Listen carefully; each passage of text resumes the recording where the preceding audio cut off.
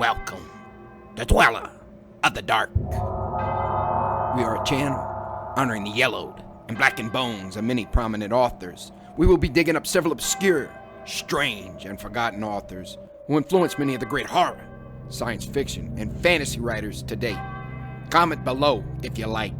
If you have authors that you'd like to see recognized, list them in the comments or contact our author page. Subscribe for more tales of the horrifying, obscure, strange, and forgotten. We'll have quite a collection climbing out of the tombs. If you like any of our tales, comment, ring the bell, and crush the like button below. Unknown Horror Masters. The Skull and Bones collection has risen from the grave. More beasts to be released soon. Find us on Fiverr to raise 7 kinds of hell. Check out our other stories on our websites. YouTube, BitChute, Rumble, Dweller of the Dark. Official website, dwellerofthedark.com. Kindle Vella, new serialized novels and novelette. Weekly new episodes. Check out links below for Where the Wolf Dwells. The Curious Death of Dionysus Shall-Not. Our books and ebooks are on Kindle Amazon. Follow, support us on Twitter, Instagram, Patreon, Bandcamp. Dweller of the Dark. Children of Horror. Legion of Ghouls. Tonight, we continue our celebration of Halloween. Each night, we will be presenting tales of the best Halloween horrors ever conjured to terrify, haunt, and delight. Ice in the veins. Jeffrey Hall.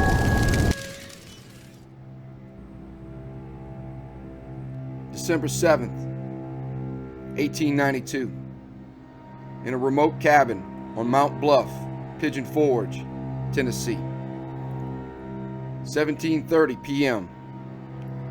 Just before dusk.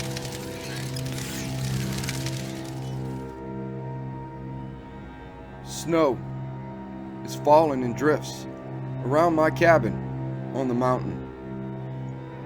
The blue spruce and pine twist in the blizzard winds as the snow accumulates on their branches in heavy drifts. I know it'll be a long winter. As I wait to freeze, I don't remember much these days as I am old. But I do remember the bite of that ice storm in 1866. And the blood. How I remember the blood. Sadly, I recall the night those beasts unleashed carnage, a massacre, which lasted until the first light of wintry dawn. What I'd forgotten, I remember now, reflecting on my journal of the events. December 7th, 1866. The Marigny, New Orleans, Louisiana. Marceau Plantation. Chamber of Mademoiselle Rosalie Marceau. 10 a.m. In the early autumn of the year 1866, my employer's wife, Mademoiselle Rosalie Marceau, woke in the morning to a sense of chilled lethargy. Minutes ticked away as she lay still as a corpse on her back, her sunken eyes staring upward, unable to move. She'd say to my wife later that she felt drained of energy, of life. Rosalie swore to my Annette that even her arms and legs carried the weight of lead. She even noticed from the corner of her paralyzed eyes a slinking shadow faded out of her window as the sun rose. Rosalie thought then, I'm coming down with a cold, with all this wet weather. Jacques must examine me. He'll know what to do. It was then she noted the coppery smell of something. She remembered it took a great effort just to sit up. She sighed twice. drew in a weak gasp and tried a third time to sit up on her elbows.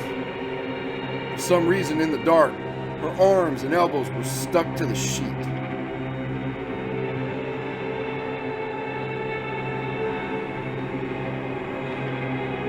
Rosalie noted her night clothes disheveled. To her shock and great shame, the nightdress slid, rustling to her waist. How on earth had the clothing come unfastened? She wondered, looking down at herself in the pitch of the room. Rosalie in that moment felt a sting at first and a stiffness to the left side of her neck. She touched a sticky gash with her fingertips, and in the scant light of early morning saw the shimmer of blood. Mademoiselle Morceau screamed. Further panicked by the more she saw, Rosalie Morceau began to screech and shrill in unbridled terror.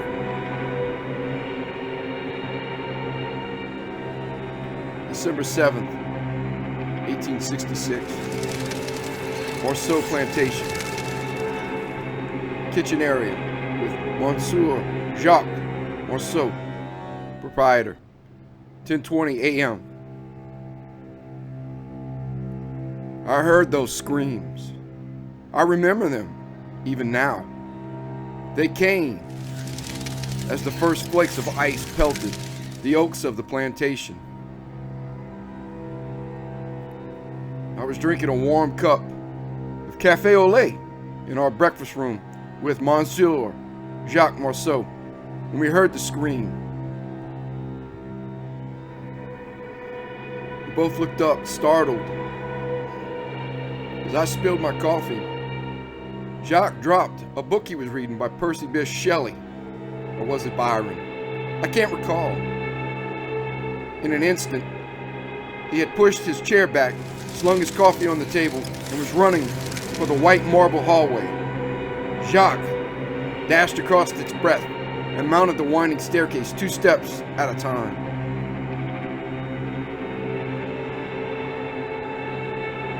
December 7th, 1866. Morceau Plantation.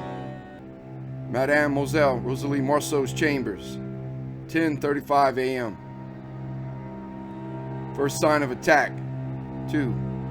Mademoiselle Morceau. Jacques found Mademoiselle Morceau hysterical, hunched over in fitful gasp on the edge of her bed. She was looking down at her hands, shoulders, and throat, covered in horrific blood. Across the heave of her chest, there was whiteness, and smears of tarnished blood lay drying. Monsieur Morceau dismissed my wife, Rosalie's personal maid, from the room immediately. My Annette, terrified by the sight of the attack to Rosalie, gladly left. She did tell me. I couldn't comprehend, Fabrice. My mouth and my legs were locked in utter horror.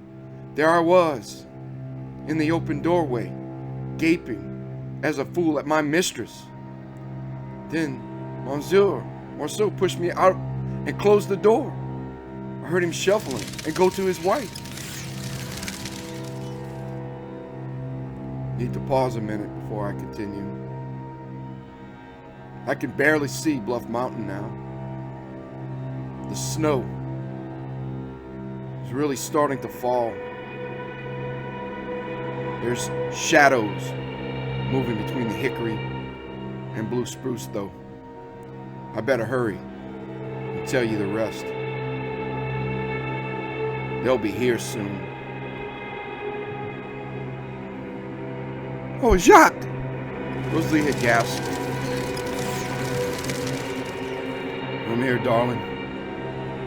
Jacques moved her blood-soaked pillow and helped Rosalie lie back across the blood-stained sheets. Desperately, she pleaded. What has happened to me, Jacques? Why am I like this? Calm down, Rosalie. No need to excite yourself. His keen eye examined closely the hands, the arms, shoulders, and then the neck.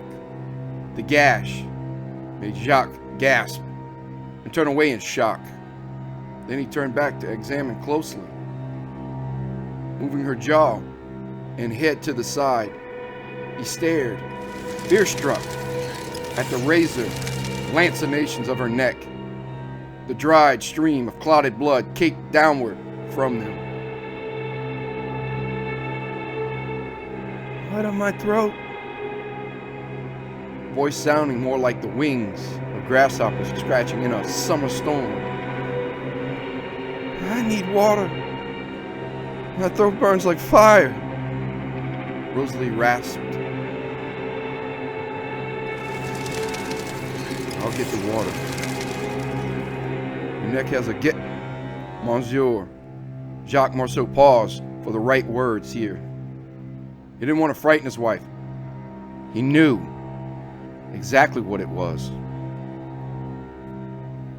Eyes widened in terror. Rosalie's pale throat, under the blood-stained skin, went into spasm. Her voice shook in palpable growing dread. Mademoiselle Marceau yelled, Mon Dieu! Mon Dieu, Jacques! Again. No need to worry, Rosalie. Steady yourself, dear. He tried in vain to calm his own fears. Jacques Marceau moved across the room in a controlled walk. He didn't want Rosalie to see any panic in him. He moved to an ornate wash basin. It was empty. He grunted in slight displeasure and called to Annette to refill the basin. Once filled, he dipped a clean washcloth into the cool water. Jacques returned to his wife and washed away cakes of congealed blood. He inspected the wound with a surgeon's eye. He'd done enough assistance to the doctors back in the Civil War as a cavalryman. He knew the difference between a knife cut, bullet wound, and a dog bite. Cleaned of the congealed blood, the wounds were clearly visible now. Incised punctures over the jugular. Grimacing, Jacques hesitantly touched the ragged, inflamed tissue in which they lay.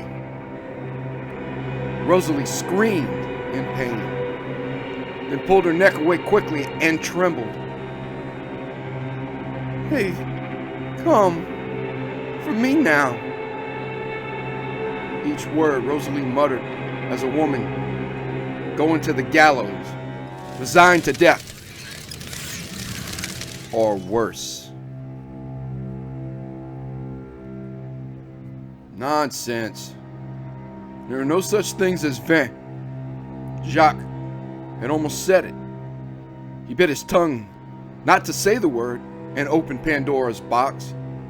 He noted the pitch in his tone had went to a growl.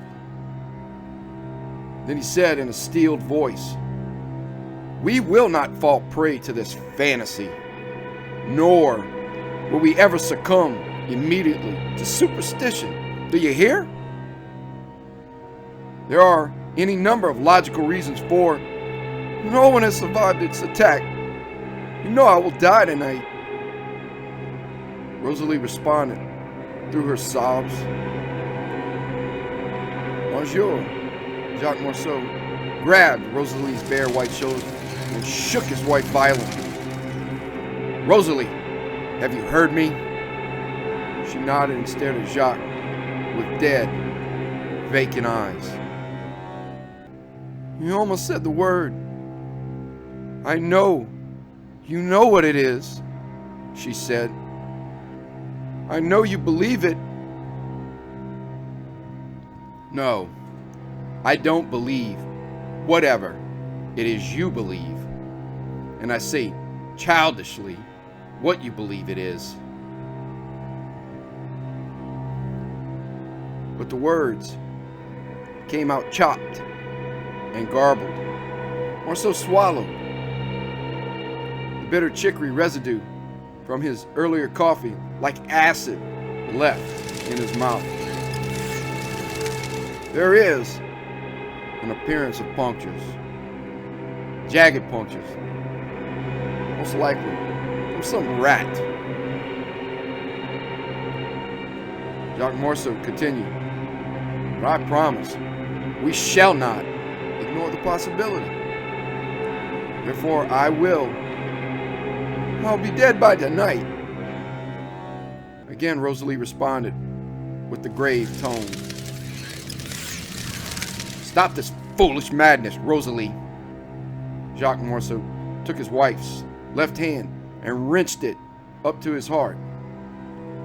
Nothing will ever take you from me, he commanded.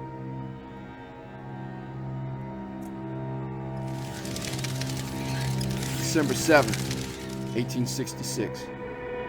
The Marigny, New Orleans, Louisiana. Carriage to Broussard grocery store. 12 p.m. Marceau plantation supplies and provisions. The Marigny was the oldest portion of New Orleans back in the day.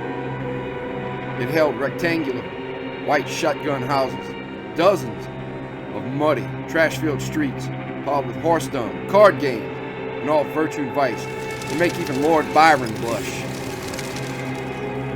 A few hundred people in that district, all working for or serving Monsieur and Mademoiselle Morceau's Marigny, a place where all business ran to and from the Marceau plantation, situated on Marceau's large expanse of property near the Mississippi River. There, along the district's coast, Marceau housed a warehouse for his fleet of cargo ships, land that extended to his fleet of vessels on the mighty Mississippi. In describing the atmosphere of the Marigny, all I could say is it's a secretive, winding, dark place. It was a community of scoundrels and scallywags. It was also the home of sorcerers, witches, and all manner of voodoo practitioners in the dark arts. The latter had carried the dark mysticism of voodoo from the Caribbean on into the secluded alleyways everywhere in the city. The district also fueled the fear of trolls and fame by the Irish, German, and Scottish immigrants that sailed into port. And of course, other supernatural mythologies flourished along its banks. A dark, secretive, deadly place was the Marigny. It was full of all manner of dark and dangerous traditions. People, hearing the screech of an owl, saw it as an ominous sign of doom and would cross themselves without a thought. A murder of crows or a flock of bats garnered the same genuflection.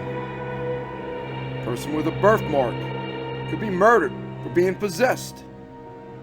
And recently, with the vampire murders, adults and children would gather garlic buds as others gathered flowers, bring them home for the windows.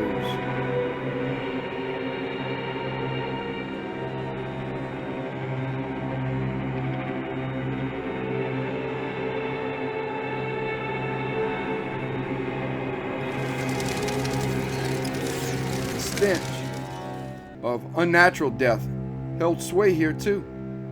Recently, on every door, there was a painted cross. At every throat, a saint's medal and a crucifix.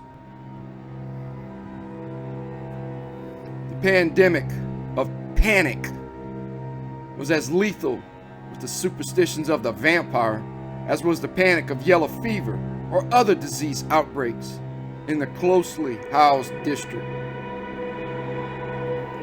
The stench of the vampire was always shadowing the Marigny. It was the smell of sulfur and brimstone that churned the stomach. It was the scene of swarming black flies, the sounds of squishing worms, squirming maggots, and finally, the nauseating scent of rotting flesh. Decayed and desecrated human flesh littered streets on some nights. Bodies piled or found in deserted alleys. Some corpses were discovered hanging from abandoned roofs or floating from sewers in the city care forgot, New Orleans. The only thing that equaled to this unnatural trouble to Jacques Morceau was the chicanery from charlatans professing cures to rid these beasts. They'd sell all manner of fake charms, precognition cards of the voodoo loas, and even witches' spells against the loup-garou. Morceau thought about all these things as he bolted shut the green storm doors of Rosalie's chamber. He laughed a minute at the latter. Then Jacques stared off to the molten gold shimmers of the last hours of light on the Mississippi River.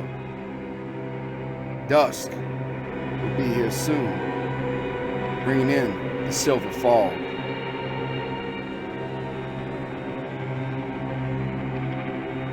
December 7th, 1866. Morceau Plantation. Monsieur Jacques Morceau's office. Afternoon meeting staff. 1300 p.m. Soon, darkness would blanket the city. Soon, the residents of the Marigny would be barricaded in their cross-laden shotgun houses that reeked of panicked sweat and garlic. These servants, with their superstitions, all knew in their bones and in their souls what was ravaging Rosalie. Of that, Jacques was 100% certain. Already it had started. The stable boy had run off. The cook, too. And Monsieur Morceau was waiting for me and Annette to request discharge, too. But, of course, we didn't.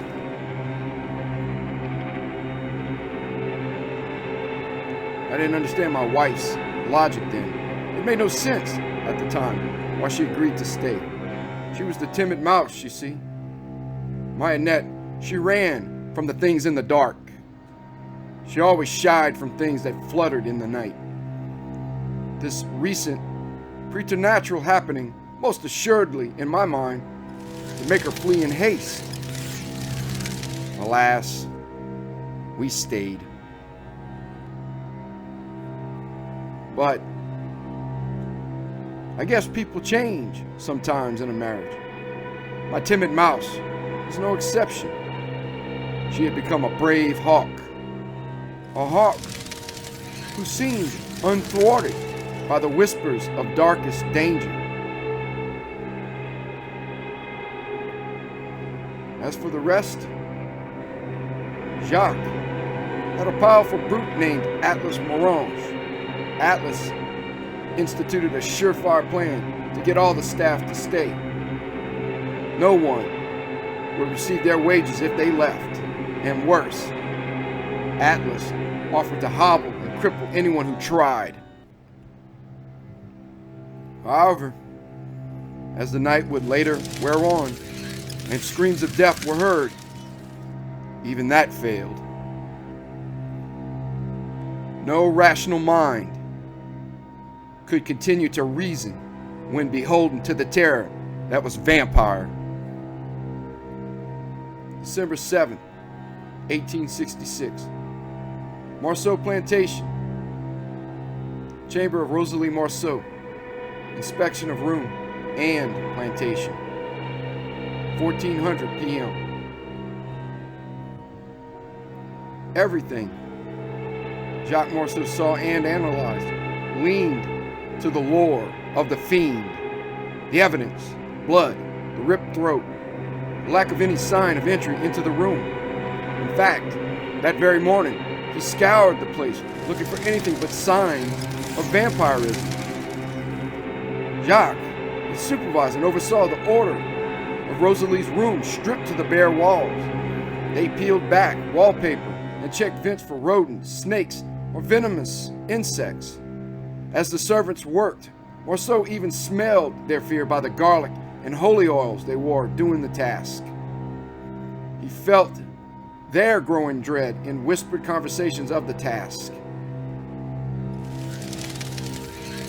He saw the terror of the vampire and the servants as they moved hastily in the dark cellar or between wall crawl spaces, looking for anything but the undead.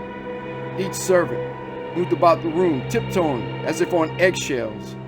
Further fears were seen in wide eyes, more white than their various colored pupils, fingers twitching constantly to their totems of garlic and crosses.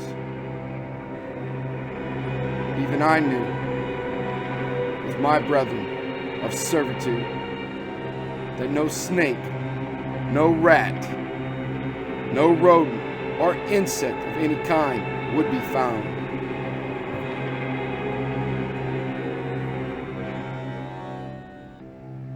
And somewhere in the superstitious part of his brain, Marceau had known it too. Jacques waged an internal war within himself. Logical versus illogical. Monsieur Marceau lashed out at us for our superstitions and well-founded fear and timidity, thus succeeding only in heightening our horrors further.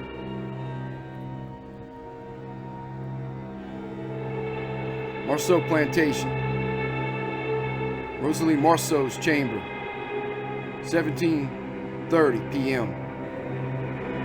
Dusk.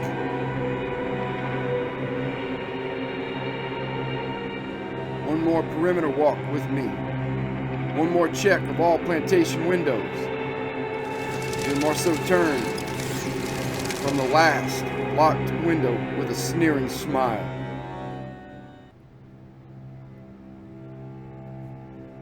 All safe, my love, as I promised, chimed Jacques Marceau. Then he continued, no creature alive will ever enter this room tonight or leave it. He caught himself immediately, hearing Rosalie's rapid, heavy breathing, seeing the flare of her nostrils and the reignited torches of terror in her eyes. Nothing at all will enter or leave, he amended. Rosalie recited the Lord's Prayer and Rosary in French. After a while, as darkness ever creeped into the house, she lay transfixed on her bed. In her pale left hand, at her breast, she tightened her grip over a worn silver cross. It was the same cross Marceau had given her earlier to alleviate Rosalie's growing dread. A plain silver cross, and not the emerald and ruby stone one he'd given her on their wedding day 2 years ago. How disappointing, yet so typical of her Acadian village background. That unfounded superstition ruled her life. It was now, in this moment of impending dread, Rosalie reached for the crutch of Catholicism and sought benevolent protection from the unadorned cross of her church. Such a foolish, stupid child. In a chuckle, looking at the cross, Monsieur Marceau said, why wear such a gaudy trinket? You know, you don't need it now, Rosalie. And Marceau went on, tonight, we have fortified the plantation from inside and out. You will be safe. Rosalie reacted spasmodically to his words. Both hands tightened as she turned from him, protecting her crucifix. As usual, You misunderstand, Rosalie. Go on. Wear your divine protector of the soul. Wear it to the end of your life, if you will. Which won't be tonight, he said. My intention and my words were only that throughout this, I'll be at your side all night and the duration. Cautiously, she said, You'll be here with me? You promise, Jacques, to stay with me? Of course. Morceau sat on the bed and held her hand. I'll never leave your side. Nothing can make me leave, he promised.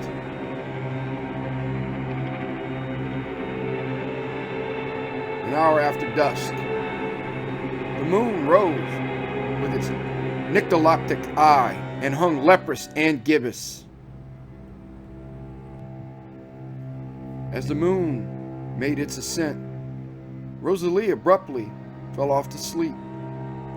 Morceau, confident in his assertions and safeguards, placed a chair beside the bed and seated himself reading Shelley.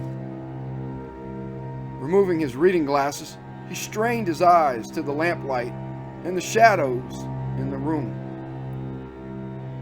Then he coughed to cause any movement in the shadows. Finally, after massaging his temples and cleaning his glasses, he placed his glasses across the bridge of his nose with the thumb and forefinger of his left hand and hooked them around his ears. Morceau Plantation, Rosalie Morceau's chamber, 1900 p.m. Monsieur Jacques Morceau watched, lamplight flickering across Rosalie in her sleep. The light continued shading her in a prism of wondrous fluorescent crimson, violet, and emerald verdant light. It was in that moment he sighed, watching her. How the light accentuated every beautiful, distinct feature of his Rosalie. Vampires. Such rubbish. Morceau drew under his breath. How foolish a notion in this enlightened age of science and advancement in disease. Humans always want their boogeymen and superstitions, he whispered to himself.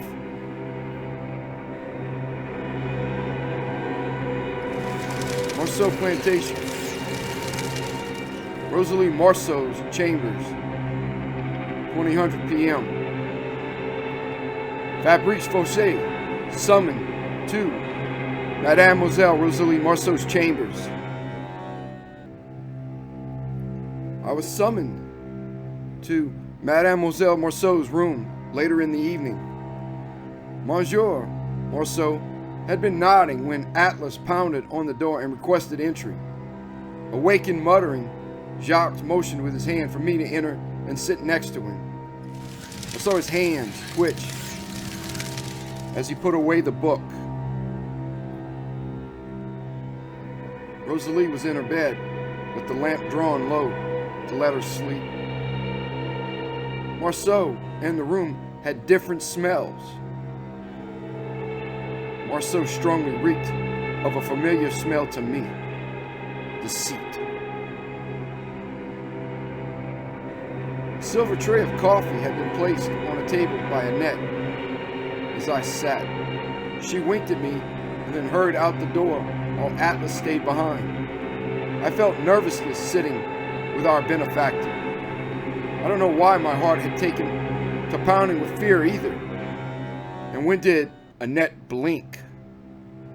Maybe my concern had centered on not only the smell of Jacques, but his irritated voice, especially as he whispered to Atlas as I came in swirling from the darkness.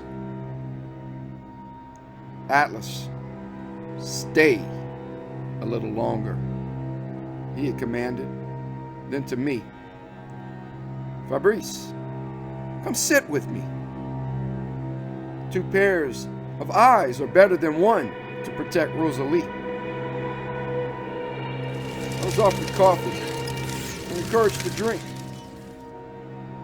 It's a rare Arabian recipe I learned in Saudi Arabia. You have to add just the right cardamom and date sugar. Thank you. It's quite good, I said truthfully. For a moment, he looked on, confused, towards the now locked windows.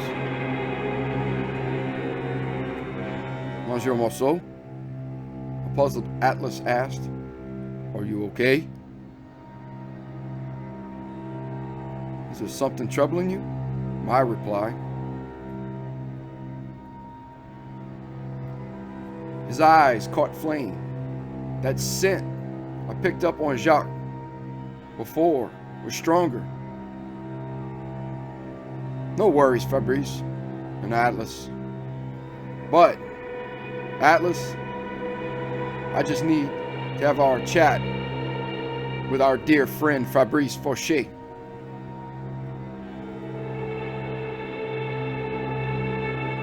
Fabrice, we need to discuss your promotion. It's one of my best employees. I think it's time. He shook my hand as he said this. He shook his hand back. Maybe my instincts had been awry. Thank you, sir. Annette and I greatly appreciate it. Oh, dear Lord, Atlas! Jacques cried suddenly. He and Atlas lunged for the bed, examining Rosalie as I stood, stunned. Marceau Plantation. Rosalie Marceau's chambers. 20:45 p.m. Time of witnessed death by staff reports. No living staff to verify.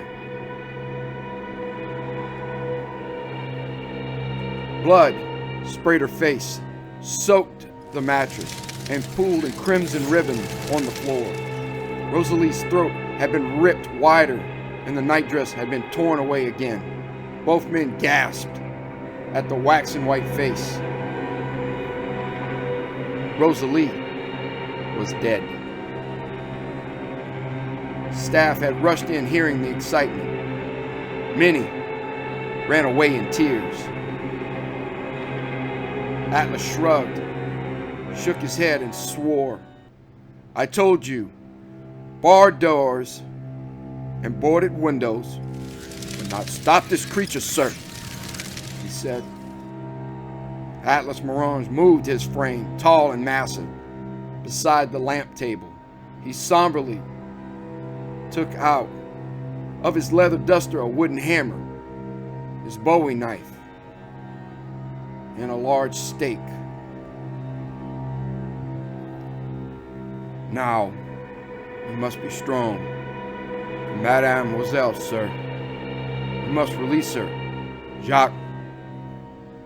Atlas had never called Monsieur by his first name in front of me before, but I reckon this was an emotional moment for either man. Suddenly, I was hearing a discussion through a fog, each word underwater as they continued. I shook my head to clear it. Jacques continued. But how did it do this? We had guards. We had the garlic wreaths. She wore the crucifix. My eyes were going out of focus and clouded for some reason, but I managed to see Jacques' tears stream from his watered eyes as he pointed and pleaded. Atlas, very solemnly, fog, sir. It was the fog. Vampire has the power to make itself a vapor, which can pass through any opening, however small, he explained. Then he took a deep breath and sighed, looking out in the darkness. Look, Atlas. Look, Fabrice. The cross is still around her neck, cried Marceau. Nothing, or no one, disturbed her cross, yet her blood pours everywhere. He moved around to both sides of the bed, pulling away sheets. Oh, I see. The blood covered its protective powers. This Jacques said in a saddened, disgusted voice. I was swooning, trying to get up, but I couldn't. My chair seemed fastened to me. Unseen hands pushed me down and made me stay. My mind and eyes no longer had clarity in thoughts or images. Were you with her the whole time, Monsieur? Atlas asked, as more of a crowd gathered outside the room. For even as mist, you surely would have heard it do this. This I cannot understand. Atlas added grimly, I do not know why, even covered in her blood, that Rosalie's cross didn't protect her.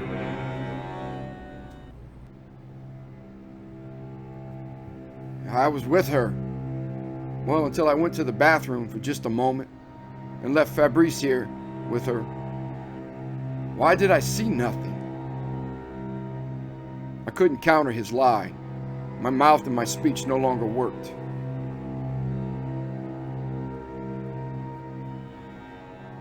You were hypnotically attacked by its demonic presence. Its power to suggest overpowered your will and controlled you. But it would have to be close. Atlas looked on me as other servants came to the room and saw the horror of Rosalie.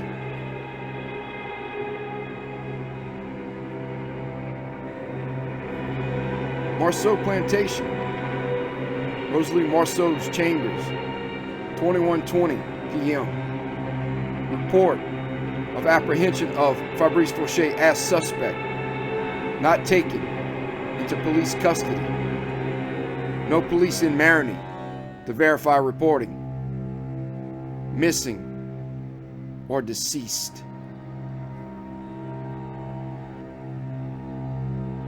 Then Atlas scrutinized me closer as he said, count yourself fortunate that you, Monsieur Marceau, were not also attacked by him. Him? Do you mean Fabrice? But he was with me all night. Marceau, feigning surprise, went on. I do not count myself fortunate, Atlas. My precious Rosalie is dead, sir. I fell from the chair to the floor with a thud. At the same time, Jacques struck his palm rigidly into his hand and cast a deranged look of anguish, or was it pride, onto my face. What am I to do, Atlas? Do you think we have captured the vampire? He asked. We have, sir. On Atlas's last words, I began to fade out. But I tried to fight whatever toxin had paralyzed me. It was in vain. I thought, maniacs, all of them, as I willed myself again to rise and run from this horrible room and this crazed man and his henchmen. Shockingly, my wife, I witnessed, was not coming to my defense. My precious Annette would not come near me. There was the wink again. To Marceau! In fact, was she smiling?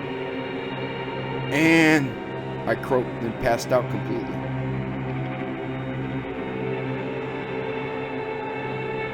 Marceau Plantation, levee adjacent to Marceau Shipping on Mississippi River, 2200 p.m.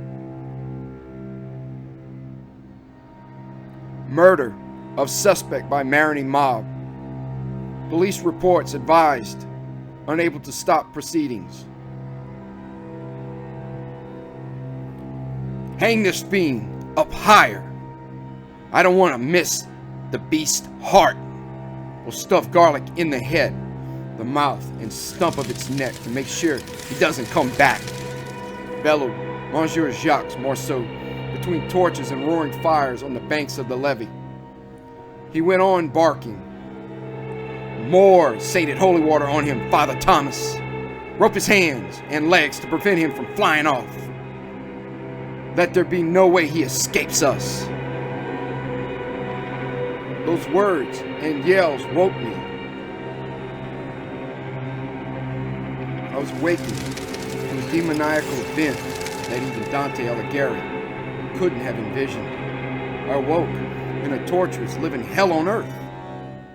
I'd been scourged and beaten while unconscious.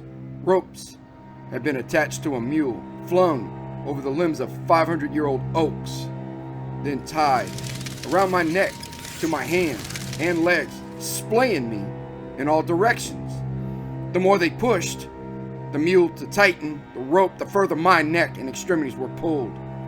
As the ropes ever tightened and stretched me, I felt agonizing torn muscles, dislocated joints, and ropes burned into my skin. The real horror lay in the macabre visage of one of Morceau's cruelest jests. In one of their pulls of the ropes, I glimpsed for a moment Rosalie's mutilated body. Her corpse lay at my feet. As I hung, dripping blood and sweat and flesh. Her waxen head decapitated and stuffed with garlic and crucifixes lay next to her hacked off limbs. Morceau screamed, a maniacal roar as he pointed. This beast took my precious Rosalie, my wife, the only thing I ever cherished in this world. This vampire's own wife claims he tried to corrupt her. I caught sight on Annette Fauché, my bride, my wife of 5 years, one who was timid and afraid of the dark. She spat on me, then spoke. He is the vile devil's son, my husband. I never knew him. He has left me in the night to conspire with witches and the undead. Now I know Fabrice consorts with the night things. She continued spitting and spewing her poisonous lies. He tried to tempt my soul and bring me to his damnation. Thank God I refused. I saw her mouth secreted words to Jacques in agreement. It broke my heart. We have seen what this monster here has done to our Marigny. We have seen how Fabrice Fauché and his vampires slaughter our innocent. I have seen it, said Atlas next to Morceau. How many of these vile monsters have I slain myself? I know not. From Romania on to the swamps of Louisiana, I cannot say accurately, but I know what works on them. He grabbed a large spear of ash, to my horror, then continued. Pull the ropes tight and put the vampire over the flames. The stake. But he is suspended. Jacques looked beyond revulsion and disgust to Rosalie's body, and he cast his eyes up onto me. He had the sneer again. Atlas nodded slowly. Like I've said, Monsieur Morceau, I've had experience with these beasts. My stake will hit the heart. The townsfolk, at first glance, had been a jeering, cursing mob. Now, under Morceau's control, they quieted as Jacques Morceau ushered them to calm. The Marigny mob followed Morceau's lead and genuflected, then bowed their heads. Morceau took an impassioned sigh. Then, as he said reverently, "Let us pray. May God have mercy on Rosalie's soul. We pray that he gives us the courage to put Fabrice Fauché, vampire, to rest as well," he said. I saw a brief nod from Annette to Jacques and understood. "Are you really going to?" I screamed in absolute hard agony. Something broke in my heart. Before she finished the question to Jacques, I felt a blistering hot fire scorched into my heart. I heard ribs crack and flesh tear in the same instance. Atlas had speared a sharpened ash stake into my chest, my ribs, and into my heart. In a toneless, dying murmur, I said, "Why?" Marceau Plantation, levee adjacent to Marceau Shipping on Mississippi River. 22:30 p.m. Strange reports at levee and in Mariner. A shredded diary of local priest found attached to unknown severed hand. 2 local townsmen with Atlas still holding the spear into my heart brought my body down. My heartbeat, a chaotic mash from the splintered wood and bone. I wasn't dying. I was dead from the start, being staked. In those throes of certain death, Marceau bent over to whisper in my ear as everyone grew silent. "Thank you for your sacrifice, Fabrice. I'll take care of your wife." I heard the last as a vile taunt and saw the hideous smirk.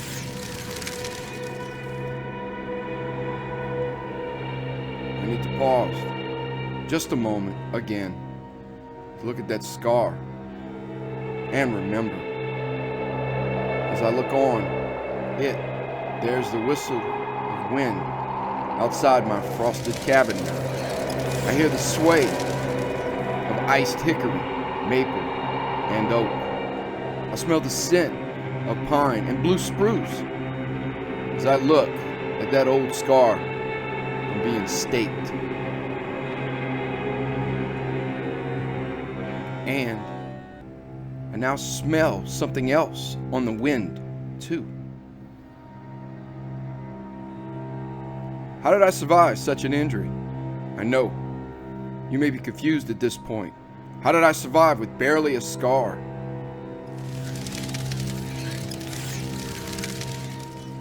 How did I come to write these words after my untimely demise? Was I truly a vampire? The answer to the last question is obviously no.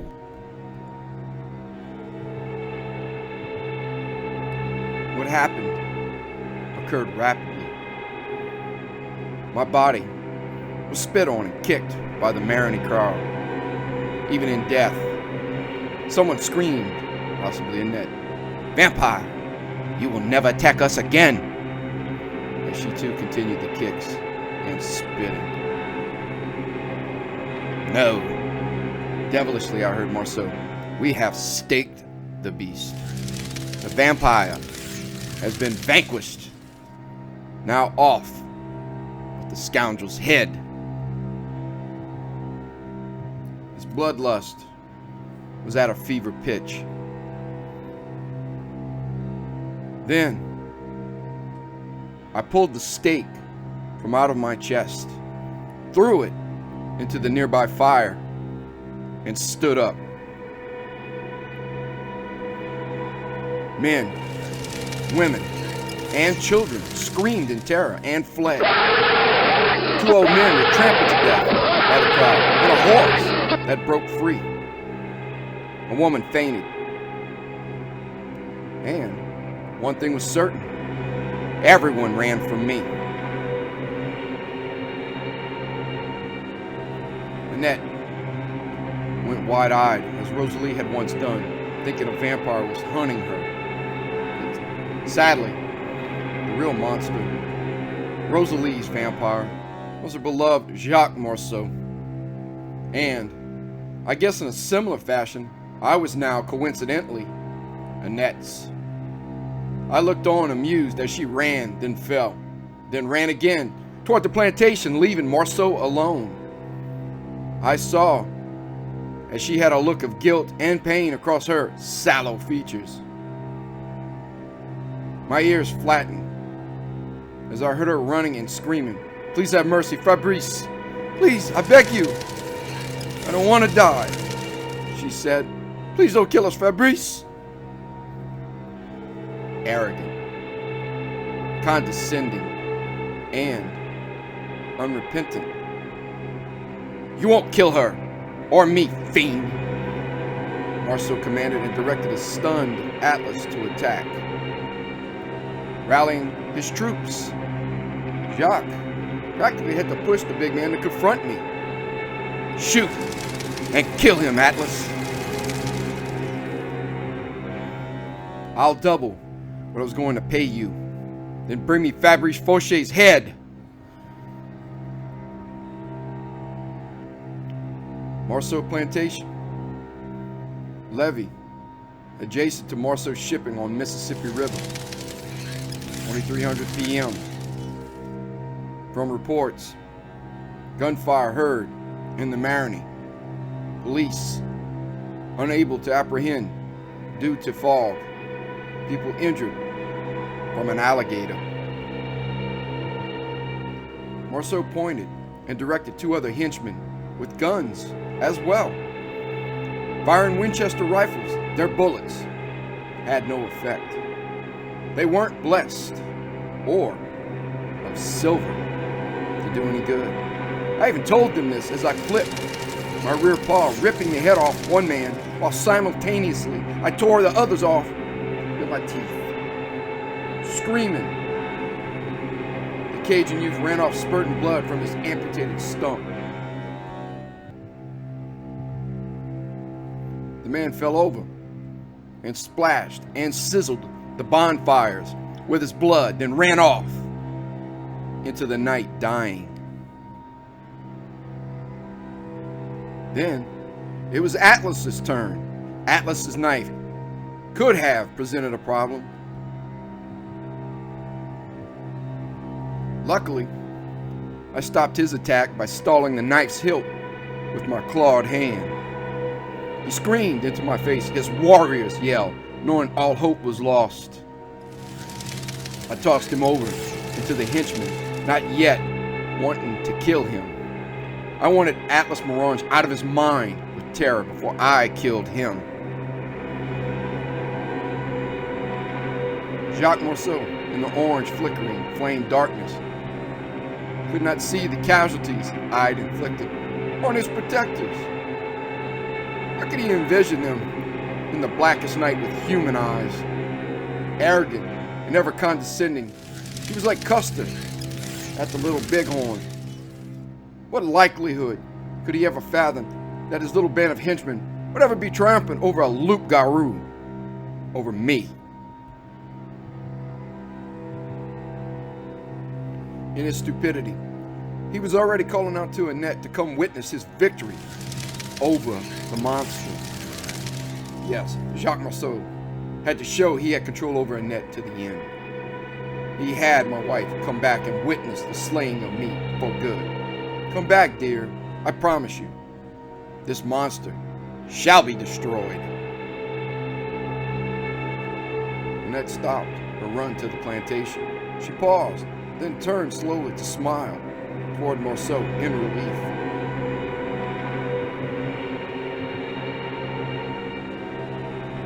All I could later think, to my disgust, was she had to suffer from something. Insanity, most likely. More nefariously, Annette lusted for my torture, my death, my blood, real vampirism.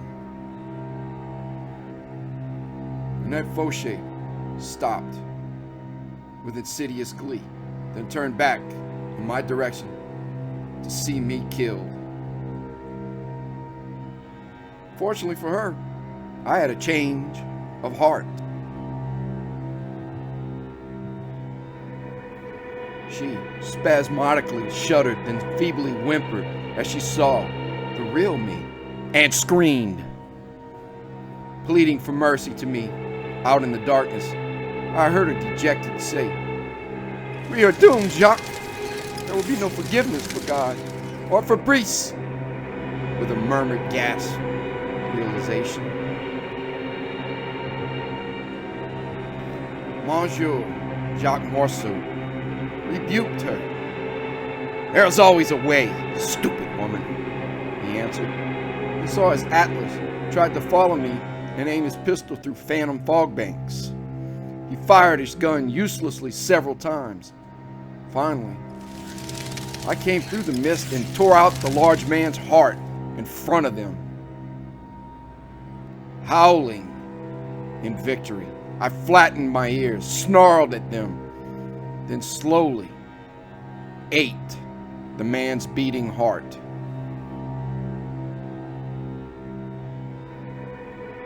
Fog continued to roll in off the Mississippi River. Around us, fires raged in the darkness. I used the fog and the darkness to cloak myself, circling the next prey. As I made one of several growls and circled Jacques Morceau, the maniac, cold and heavy mist circled us and enveloped around the levee, ships, and the plantation house. In the fog, I snarled through canine teeth, "Why did you kill her?" Morceau fired a pistol in my direction. I snarled on the backside of Jacques, just in the recesses of mist, "Why kill your wife? Why take mine?" Again he fired in a miss. Does there ever have to be a reason, Fabrice? Not that you are of my class or of my station. There is no why, Monsieur Fauché. "Do as thy will" is my motto. You were just in the way. He villainously laughed. Can we forget all that staking stuff and be friends again? Morceau was taunting me in the fog. Obviously, for a better shot. Why did the man not register his folly? Why could he not comprehend what was occurring? How the tables were turned?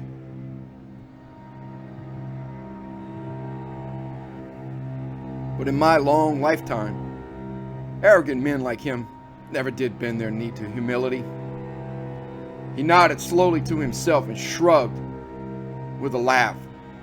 "Okay. Final answer, Fabrice." He fired 3 more shots randomly, almost killing Annette. I grew bored. Is that what you wanted to hear? A rich man like me grew tired of the trappings of his idiot wife. He continued with his taunts as I circled and he reloaded. "You seemed oblivious to your gift over there. You were so naive, Fabrice, too eager to please and serve your master. Neglected Annette, if you will, trying to be my best servant. You are such a fool, Fabrice." I smelled deceit and jealousy on him again now. I mistakenly, in my wolfish anger, threw a corpse at him in one of my growling rages. Another dead body was tossed.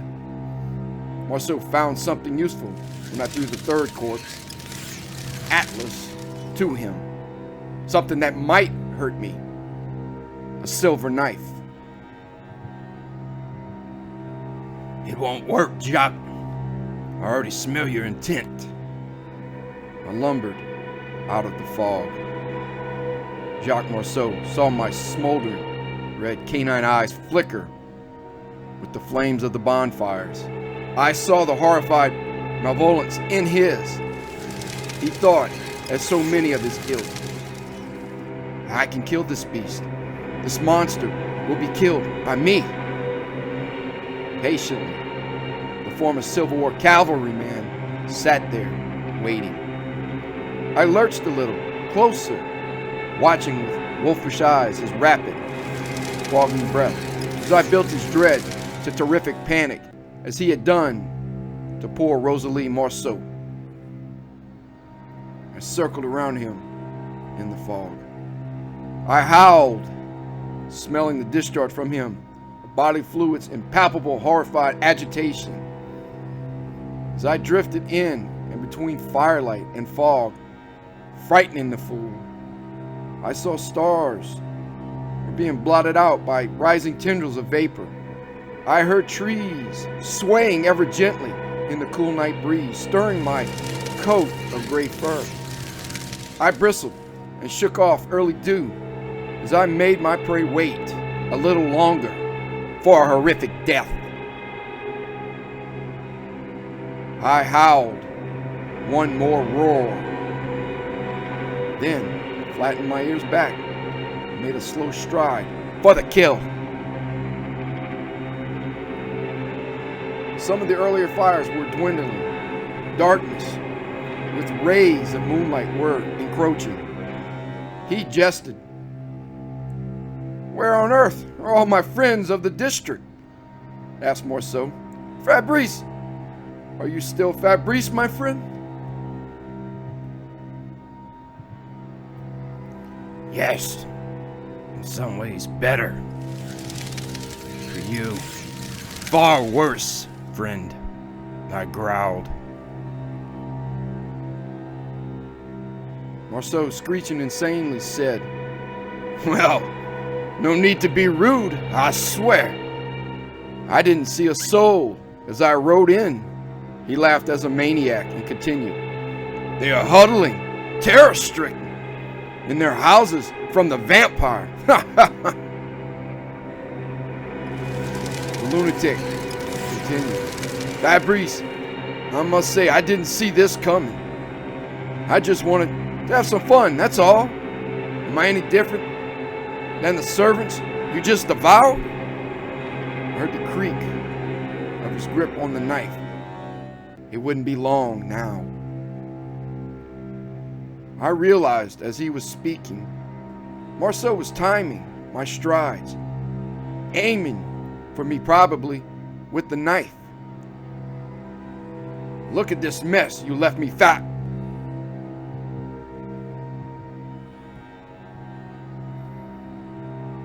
Jacques threw the silver knife with the precision of a trained man in the cavalry. Had I been human, his knife would have killed me most certainly. But I'm Luc Garou, werewolf. Oops, sorry Fabrice, I missed.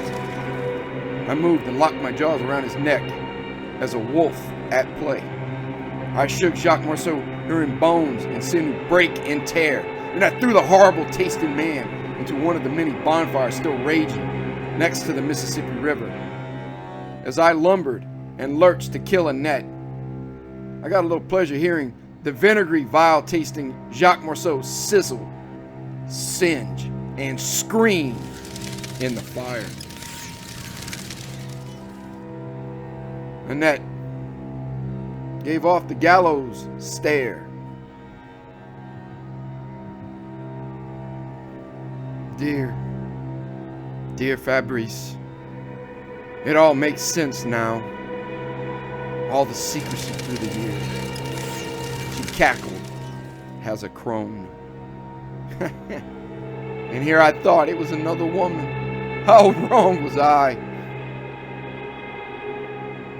You have no idea. I lowered my snout to smell the feast. I licked her living, terrified face one more time. and I dripped saliva onto her face as I grunted the words. For what it's worth, how glad I am to eat you. I heard her skull crack as I crushed it under my jaws. In between, I heard Annette's pig-like squeals. In the early hours, just before dawn, I howled a lonesome howl. My beast raged now with a fiery hate beyond any human comprehension.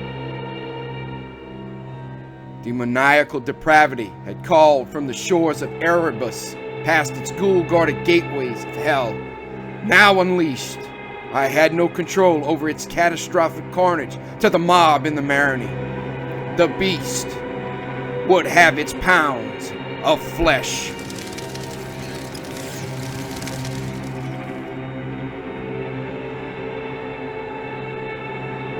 The Marigny district. 1 a.m. Multiple reports found scattered at police station covered in large paw prints and blood.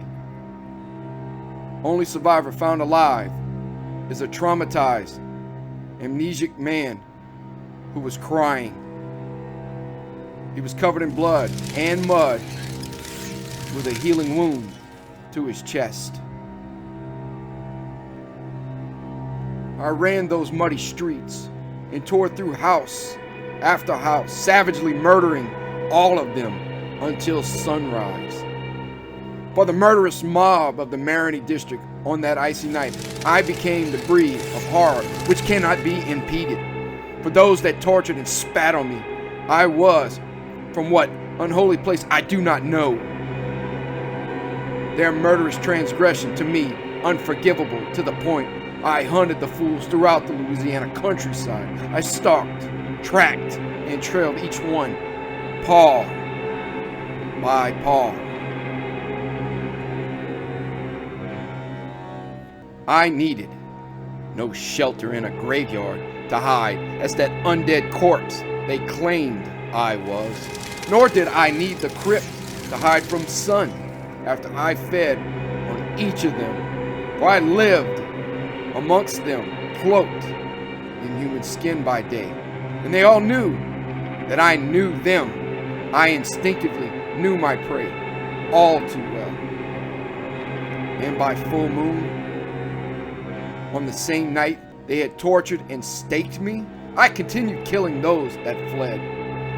My bloodthirsty revenge never satisfied. I was their nightmare in living fur and flesh. Werewolf.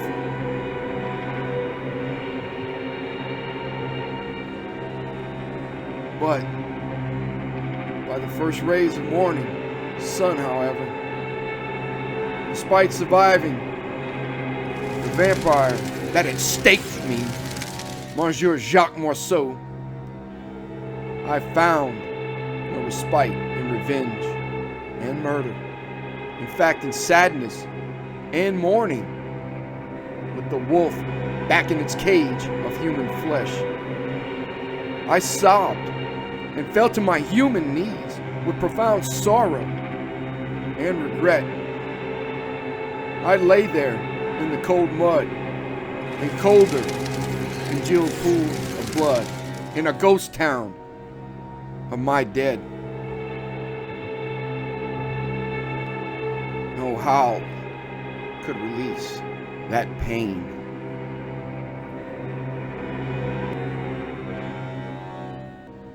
December 7th, 1892.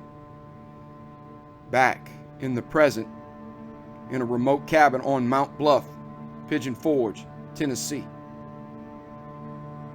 12 a.m. Midnight on the mountain.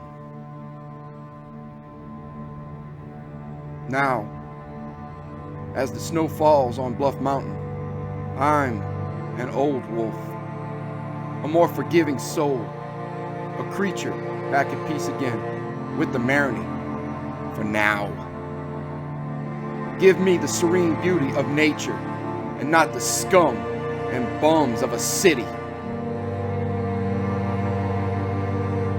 I will forever live and crave the peaceful creak and sway of old trees, playing in the silver illumination of moonlit forest, standing on a mountain's peak, feeling the frigid blast of winter wind on my fur. And, of course, the taste of great prey.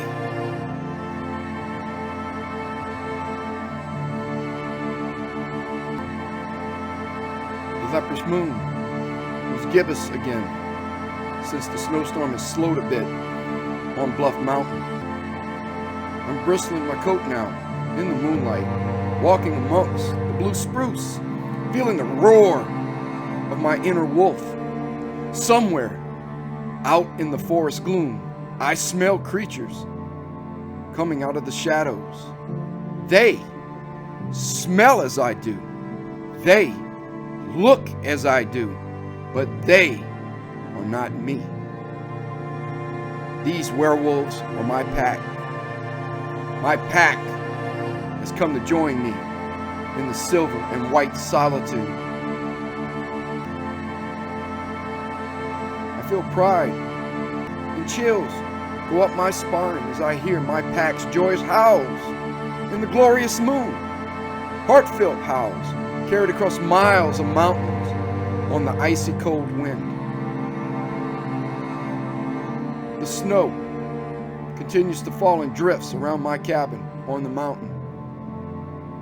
It'll be a long winter, but I won't be alone. This old wolf, long in the tooth, won't freeze after all. Like I said, I don't remember much these days, as I'm old, but I do remember the bite of that ice storm in 1866. And the blood. Oh, how I remember the blood.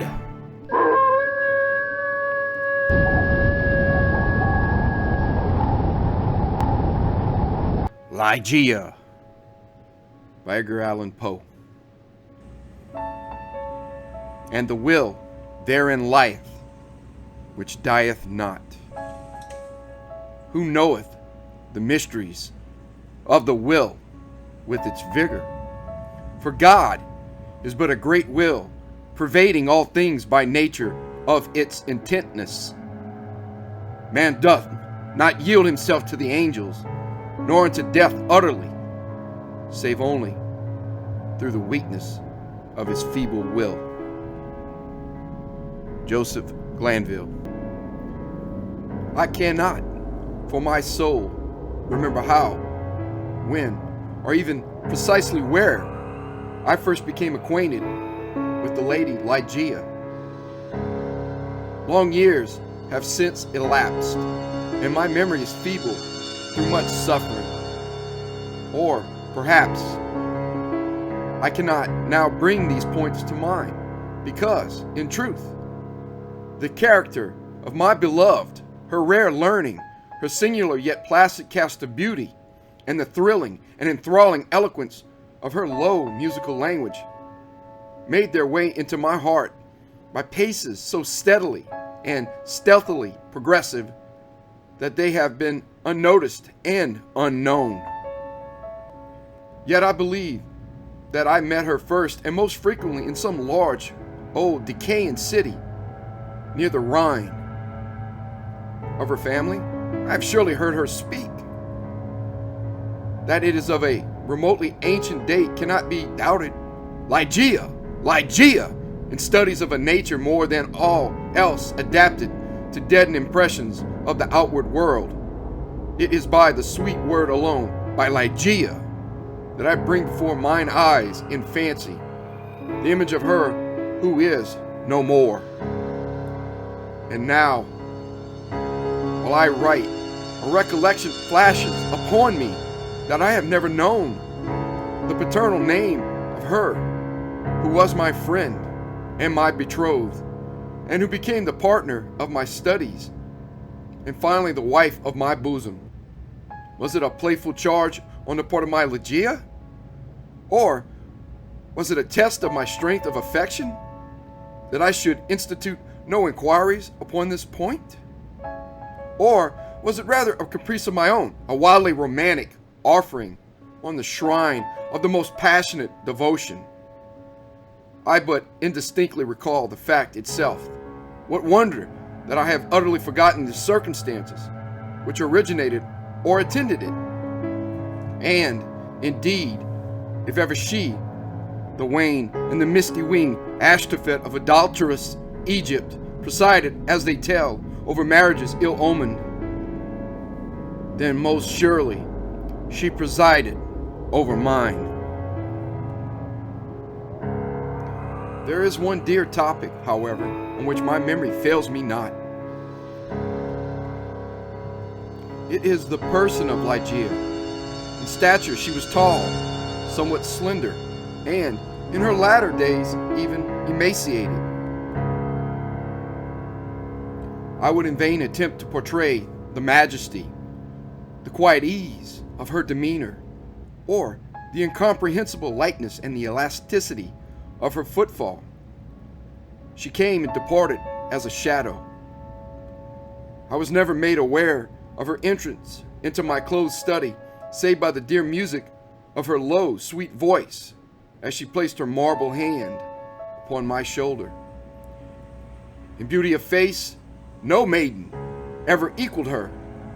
It was the radiance of an opium dream, an airy and spirit-lifting vision, more widely divine than the fantasies which hovered the vision about the slumbering souls of the daughters of Delos.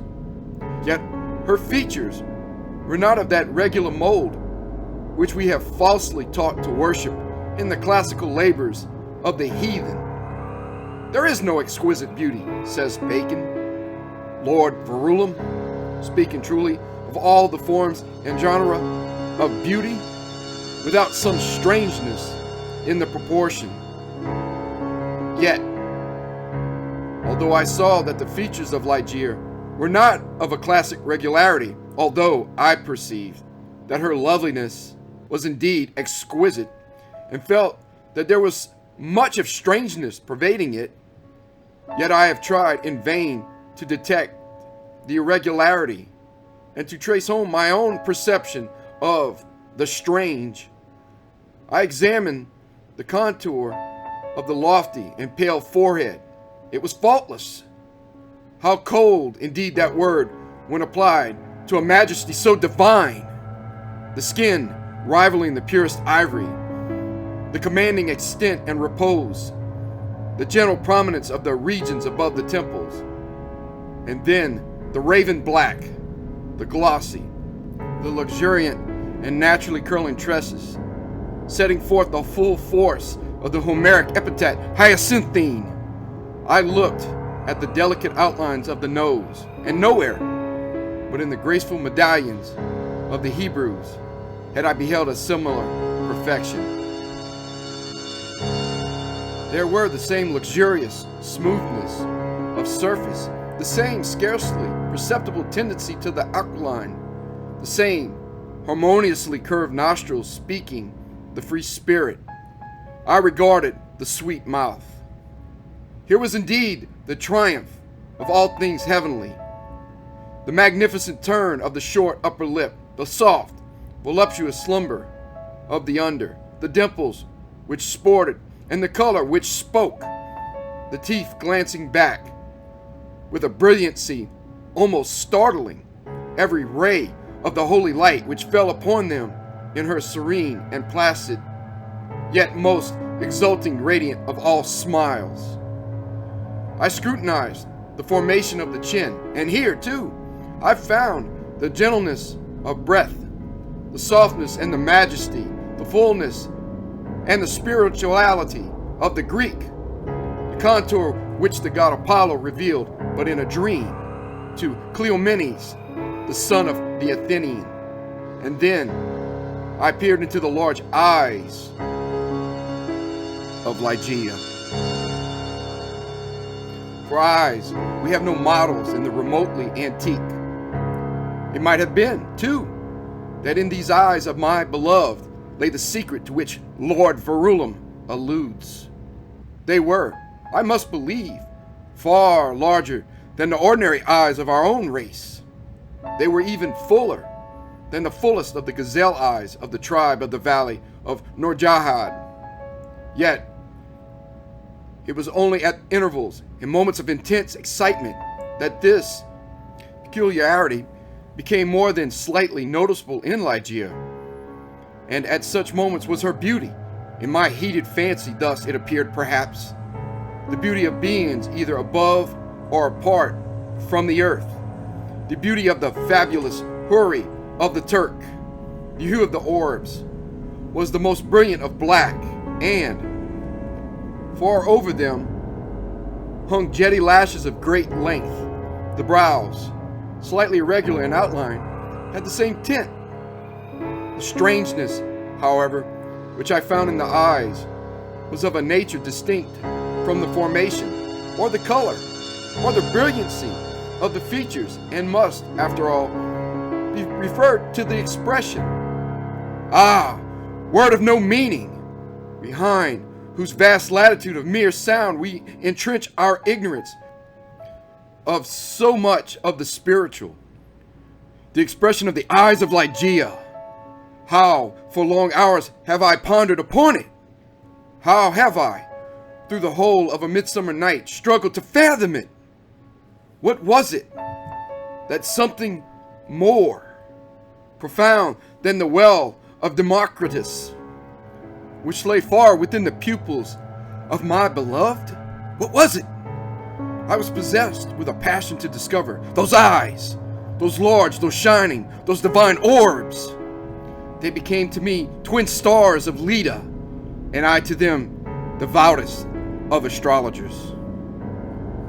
There is no point among the many incomprehensible anomalies of the science of mind more thrillingly exciting than the fact, never, I believe, noticed in the schools, that in our endeavors to recall to memory something long forgotten, we often find ourselves upon the very verge of remembrance, without being able, in the end, to remember.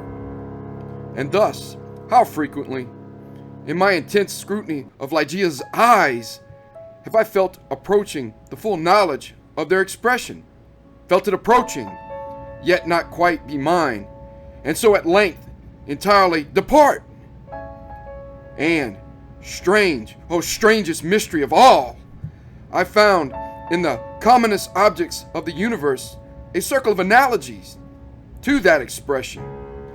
I mean to say that, subsequently to the period when Ligeia's beauty passed into my spirit, there dwelling as in a shrine, I derived from many existences in the material world a sentiment such as I felt always aroused within me by her large and luminous orbs. Yet not the more could I define the sentiment, or analyze, or even steadily view it. I recognized it, let me repeat, sometimes in the survey of a rapidly growing vine, in the contemplation of a moth, a butterfly, a chrysalis, a stream of running water.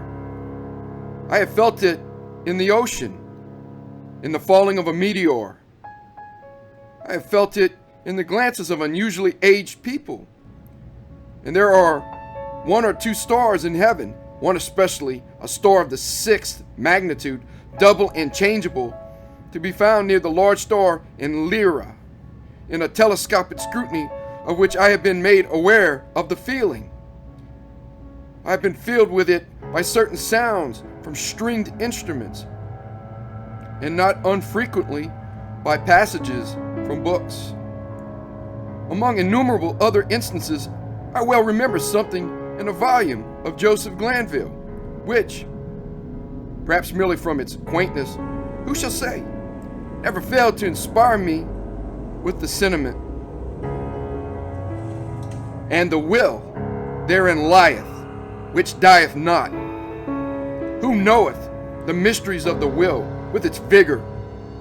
For God is but a great will pervading all things by nature of its intentness. Man doth not yield him to the angels, nor unto death utterly, save only through the weakness of his feeble will. Length of years and subsequent reflection have enabled me to trace, indeed, some remote connection between this passage in the English moralist and a portion of the character of Ligeia. An intensity in thought, action, or speech was possibly in her a result, or at least an index, of that gigantic volition which, during our long intercourse, failed to give other and more immediate evidence of its existence. Of all the women whom I have ever known, she, the outwardly calm, the ever-placid Ligeia, was the most violently a prey to the tumultuous vultures of stern passion. And of such passion I could form no estimate, save by the miraculous expansion of those eyes, which at once so delighted and appalled me. By the almost magical melody, modulation, distinctness, and placidity of her very low voice, and by the fierce energy rendered doubly effective by contrast with her manner of utterance, of the wild words which she habitually uttered. I have spoken of the learning of Ligeia. It was immense, such as I have never known in woman. In the classical tongues was she deeply proficient, and as far as my own acquaintance extended in regard to the modern dialects of Europe, I have never known her at fault. Indeed, upon any theme of the most admired, because simply the most abstruse of the boasted erudition of the Academy, have I ever found Ligeia at fault? How singularly, how thrillingly, this one point in the nature of my wife has forced itself, at this late period only, upon my attention. I said her knowledge was such as I have never known in woman, but where breathes the man who has traversed, and successfully, all the wide areas of moral, physical, and mathematical science. I saw not then what I now clearly perceive, that the acquisitions of Ligeia were gigantic, were astounding. Yet I was sufficiently aware of her infinite supremacy to resign myself with a childlike confidence to her guidance through the chaotic world of metaphysical investigation, at which I was most busily occupied during the earlier years of our marriage. With how vast a triumph, with how vivid a delight, with how much of all that is ethereal in hope did I feel as she bent over me in studies but little sought, but less known, that delicious vista by slow degrees expanding before me, down whose long, gorgeous, and all untrodden path I might at length pass onward to the goal of a wisdom too divinely precious not to be forbidden. How poignant then must have been the grief with which, after some years, I beheld my well-grounded expectations take wings to themselves and fly away. Without Ligeia, I was but as a child groping benighted. Her presence, her readings alone, rendered vividly luminous the many mysteries of the transcendentalism in which we were immersed.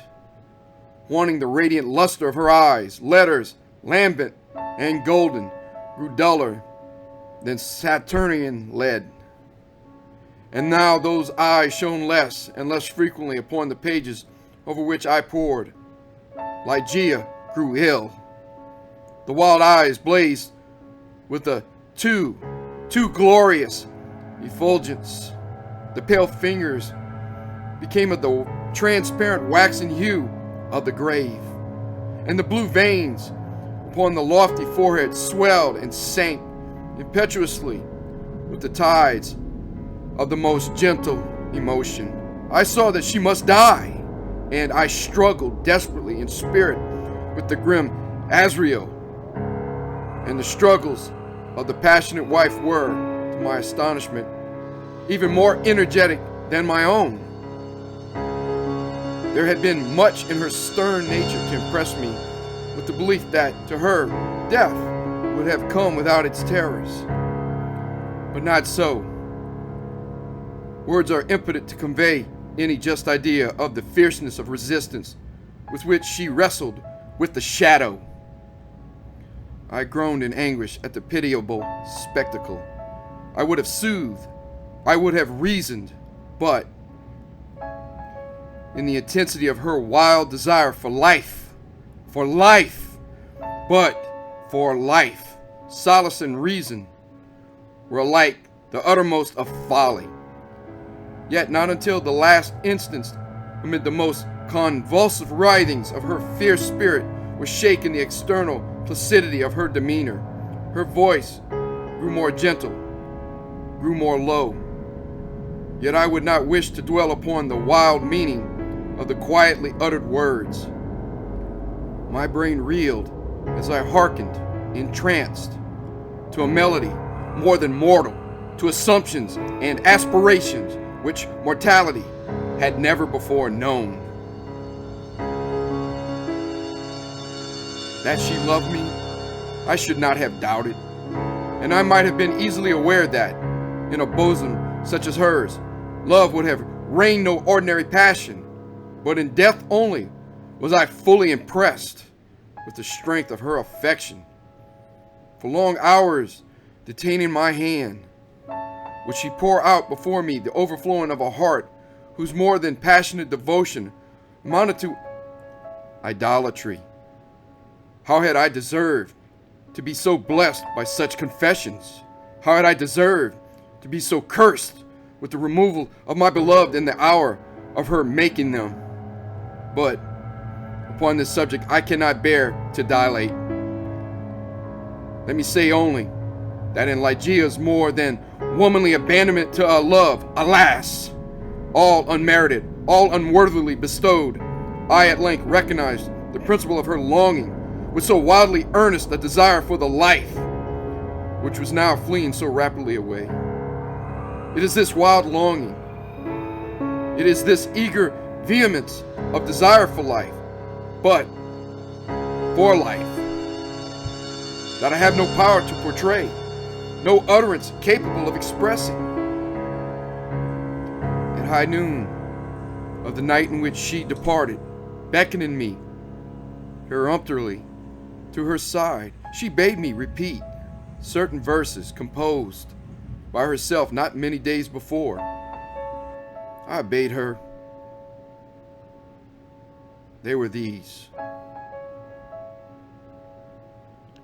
Lo, 'tis a gala night within the lonesome latter years.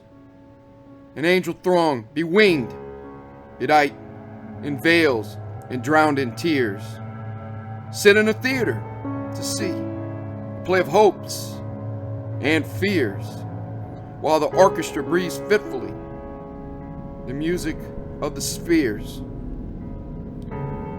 Minds in the form of God on high mutter and mumble low, and hither and thither fly, mere puppets they, who come and go, at bidding of vast formless things that shift the scenery to and fro, flapping from out their condor wings, invisible woe.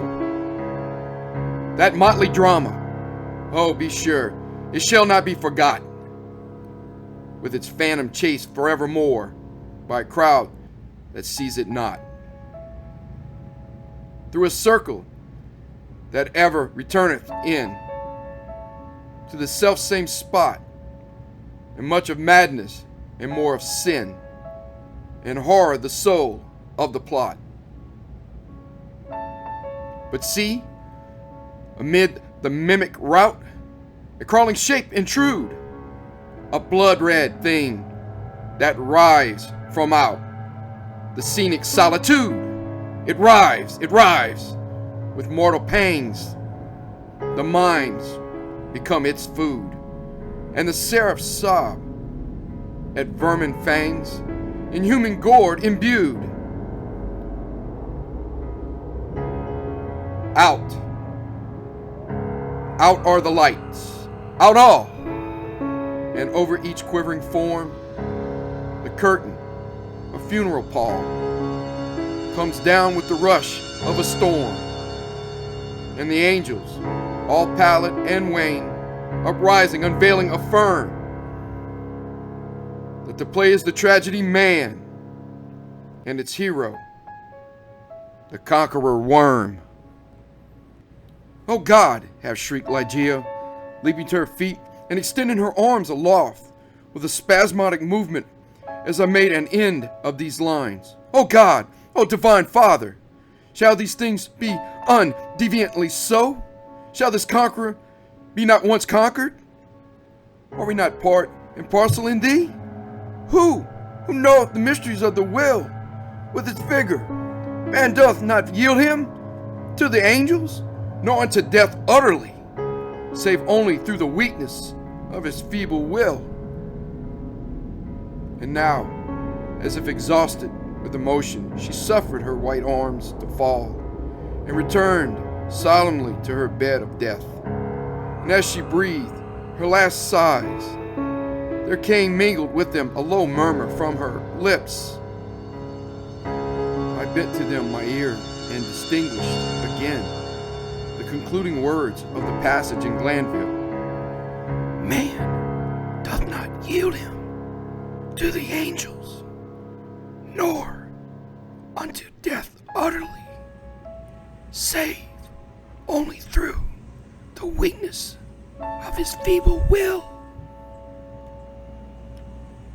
She died, and I, crushed into the very dust with sorrow, could no longer endure the lonely desolation of my dwelling in the dim and decaying city by the Rhine.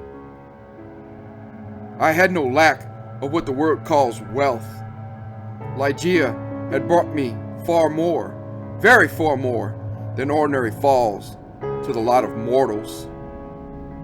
After a few months, therefore, of weary and aimless wandering, I purchased and put in some repair an abbey, which I shall not name, in one of the wildest and least frequented portions of fair England. The gloomy and dreary grandeur of the building, the almost savage aspect of the domain, the many melancholy and time-honored memories connected with both, and much in unison with the feelings of utter abandonment which had driven me into that remote and unsocial region of the country. Yet although the external abbey, with its verdant decay hanging about it, suffered but little alteration, I gave way, with a childlike perversity, and perchance with a faint hope of alleviating my sorrows, to a display of more than regal magnificence within. For such follies, even in childhood, I had imbibed a taste, and now they came back to me as if in the dotage of grief. Alas, I feel how much even of incipient madness might have been discovered in the gorgeous and fantastic draperies, in the solemn carvings of Egypt, in the wild cornices and furniture, in the bedlam patterns of the carpets of tufted gold. I had become a bounden slave in the trammels of opium, and my labors and my orders had taken a coloring from my dreams. But these absurdities I must not pause to detail. Let me speak only of that one chamber, ever accursed, whether in a moment of mental alienation, I led from the altar as my bride, as the successor of the unforgotten Ligeia, the fair-haired and blue-eyed Lady Rowena Trevanion of Tremaine. There is no individual portion of the architecture and decoration of that bridal chamber which is not now visibly before me. Where were the souls of the haughty family of the bride when, through thirst of gold, they permitted to pass the threshold of an apartment so bedecked, a maiden and a daughter so beloved? I have said that I minutely remember the details of the chamber, yet I am sadly forgetful on topics of deep moment. And here there was no system, no keeping in the fantastic display to take hold upon the memory. The room lay in a high turret of the castellated abbey, was pentagonal in shape and of capacious size. Occupying the whole southern face of the pentagon was the sole window, an immense sheet of unbroken glass from Venice, a single pane, and tinted of a leaden hue, so that the rays of either the sun or moon passing through it fell with a ghastly luster on the objects within. Over the upper portion of this huge window extended the trellis work of an aged vine, which clambered up the massy walls of the turret.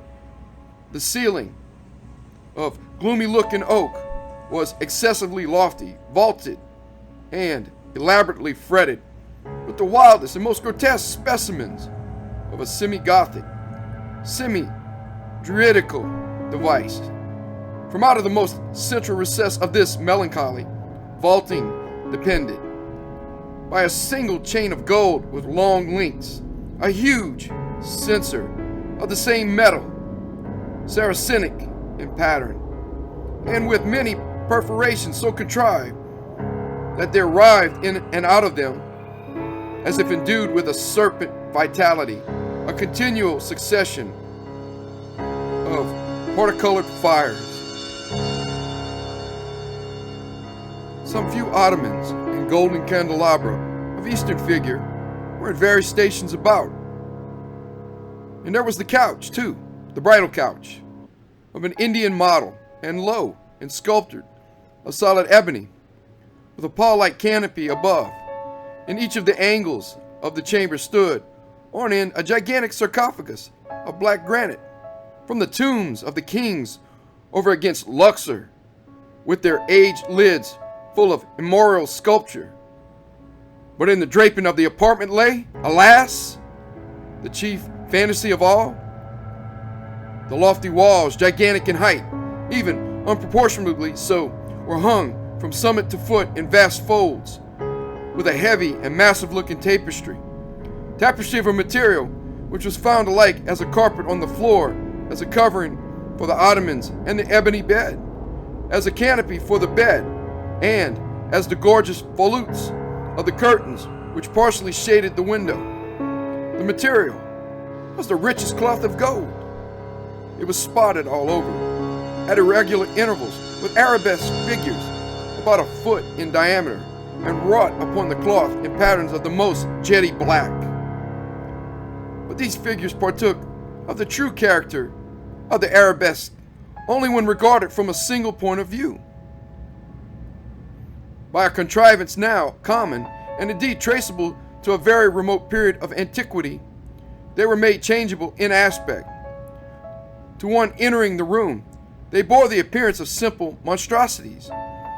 But upon a farther advance, this appearance gradually departed, and step by step, as the visitor moved his station in the chamber, he saw himself surrounded by an endless succession of the ghastly forms which belong to the superstition of the Norman, or arise in the guilty slumbers of the monk.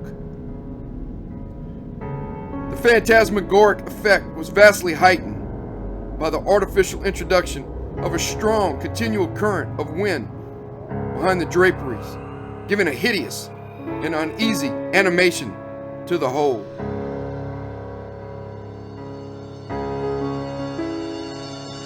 In halls such as these, in a bridal chamber such as this, I passed with the Lady of Tremaine, the unhallowed hours of the first month of our marriage, passed them with but little disquietude.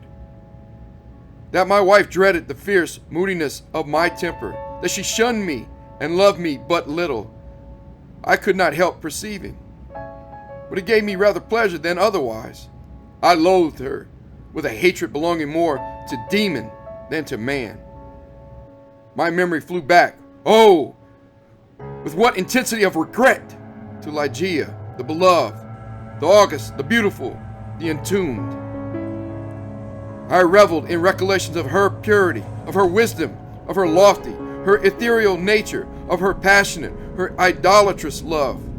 Now, then did my spirit fully and freely burn with more than all the fires of her own, in the excitement of my opium dreams, for I was habitually fettered in the shackles of the drug.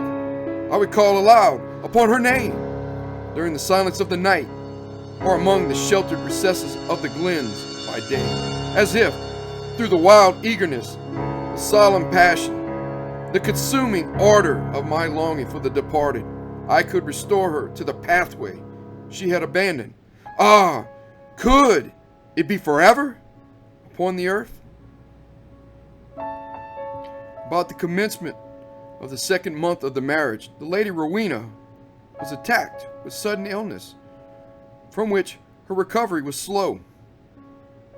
The fever which consumed her rendered her nights uneasy, and in her perturbed state of half slumber, she spoke of sounds and of motions in and about the chamber of the turret, which I concluded had no origin save in the distemper of her fancy, or perhaps in the phantasmagoric influences of the chamber itself.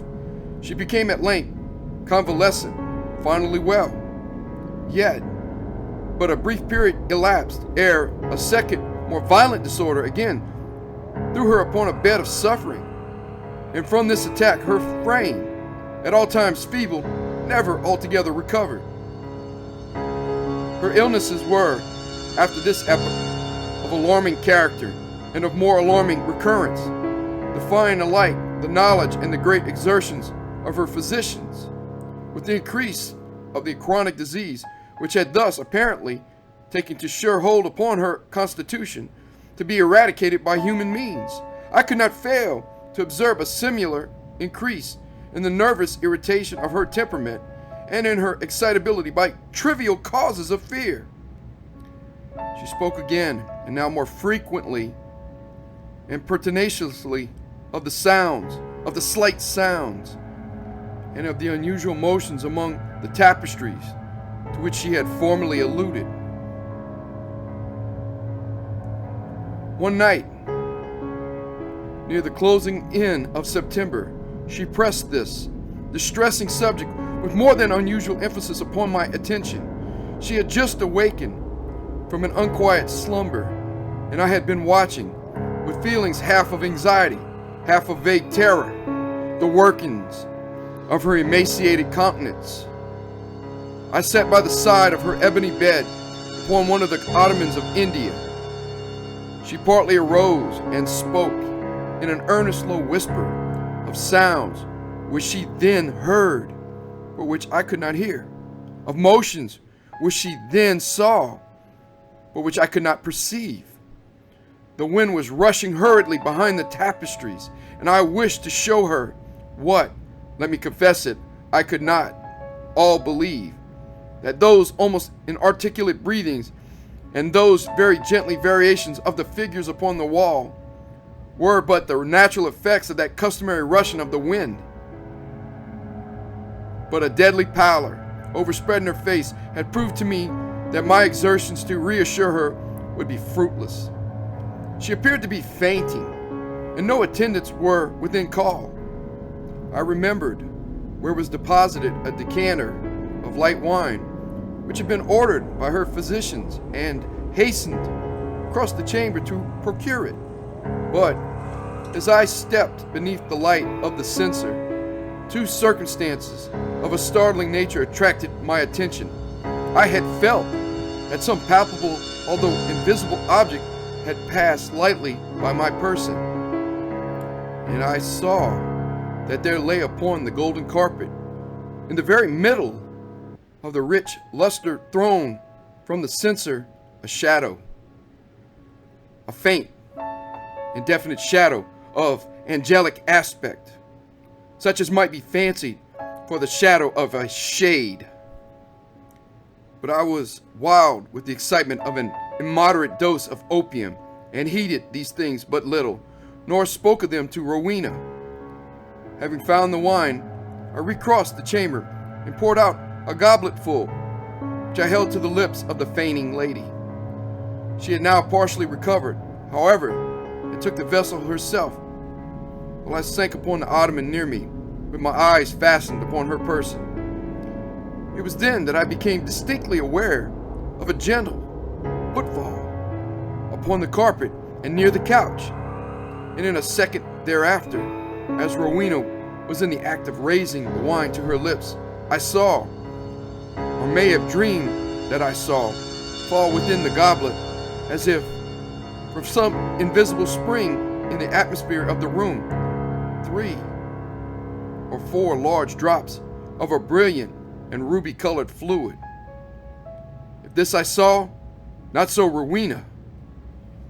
She swallowed the wine unhesitatingly, and I forbore to speak to her of a circumstance which must, after all I considered, have been but the suggestion of a vivid imagination, rendered morbidly active by the terror of the lady, by the opium, and by the hour. Yet, I cannot conceal it from my own perception that, immediately subsequent to the fall of the ruby drops, a rapid change for the worse took place in the disorder of my wife, so that on the 3rd subsequent night the hands of her menials prepared her for the tomb, and on the 4th I sat alone with her shrouded body in that fantastic chamber which had received her as my bride. Wild visions, opium engendered, flitted shadow-like before me. I gazed with unquiet eye upon the sarcophagi in the angles of the room, upon the varying figures of the drapery, and upon the writhing of the parti-colored fires in the censer overhead. My eyes then fell as I called to mind the circumstances of a former night, to the spot beneath the glare of the censer where I had seen the faint traces of the shadow. It was there, however, no longer, and breathing with greater freedom, I turned my glances to the pallid and rigid figure upon the bed. Then rushed upon me 1,000 memories of Ligeia, and then came back upon my heart with the turbulent violence of a flood, the whole of that unutterable woe with which I had regarded her thus enshrouded. The night waned, and still, with a bosom full of bitter thoughts of the one only and supremely beloved, I remained gazing upon the body of Rowena. It might have been midnight, or perhaps earlier or later, for I had taken no note of time, when a sob, low, gentle, but very distinct, startled me from my reverie. I felt that it came from the bed of ebony, the bed of death. I listened in an agony of superstitious terror, but there was no repetition of the sound. I strained my vision to detect any motion in the corpse, but there was not the slightest perceptible. Yet, I could not have been deceived. I had heard the noise, however faint, and my soul was awakened within me. I resolutely and perseveringly kept my attention riveted upon the body. Many minutes elapsed before any circumstance occurred tending to throw light upon the mystery. At length, it became evident that a slight, a very feeble and barely noticeable tinge of color had flushed up within the cheeks and along the sunken small veins of the eyelids. Through a species of unutterable horror and awe for which the language of mortality has no sufficiently energetic expression, I felt my heart cease to beat, my limbs grow rigid where I sat. Yet a sense of duty finally operated to restore my self-possession. I could no longer doubt that we had been precipitate in our preparations, that Rowena still lived. It was necessary that some immediate exertion be made, yet the turret was altogether apart from the portion of the abbey tenanted by the servants. There were none within call. I had no means of summoning them to my aid without leaving the room for many minutes, and this I could not venture to do. I therefore struggled alone in my endeavors to call back the spirit still hovering. In a short period, it was certain, however, that a relapse had taken place. The color disappeared from both eyelid and cheek, leaving a wanness even more than that of marble. Lips became doubly shriveled and pinched up in the ghastly expression of death. A repulsive clamminess and coldness overspread rapidly the surface of the body, and all the usual rigorous stiffness immediately supervened. I fell back with a shudder upon the couch from which I had been so startlingly aroused, and again gave myself up to the passionate waking visions of Ligeia. An hour thus elapsed, when, could it be possible?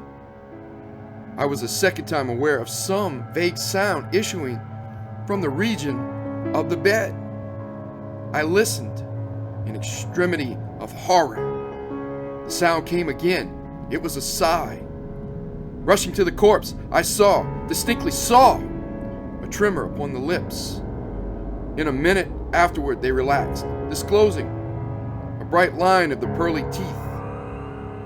Amazement now struggled in my bosom with the profound awe which had hitherto reigned there alone.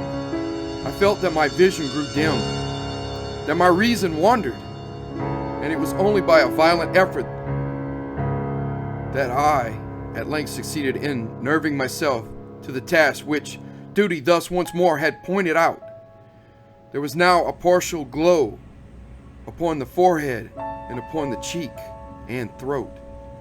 A perceptible warmth pervaded the whole frame. There was even a slight pulsation at the heart. The lady lived, and with redoubled ardor, I betook myself to the task of restoration. I chafed and bathed the temples and the hands, and used every exertion which experience and no little medical reading could suggest. But in vain. Suddenly, the color fled, the pulsation ceased, the lips resumed the expression of the dead, and in an instant afterward, the whole body took upon itself the icy chilliness, the livid hue, the intense rigidity, the sunken outline, and all the loathsome peculiarities of that which has been for many days a tenant of the tomb. And again I sunk into visions of Ligeia, and again, what marvel that I shudder while I write?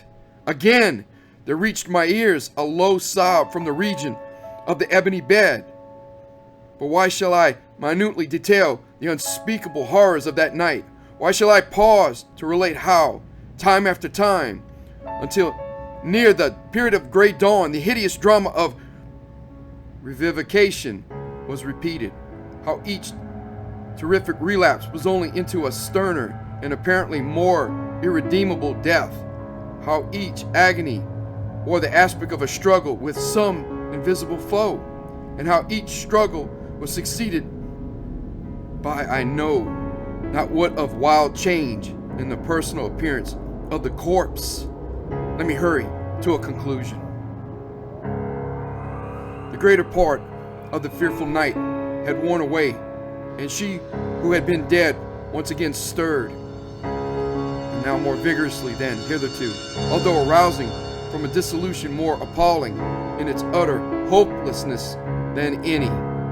I had long ceased to struggle or to move, and remained sitting rigidly upon the ottoman, a helpless prey to the whirl of violent emotions, of which extreme awe was perhaps the least terrible, the least consuming.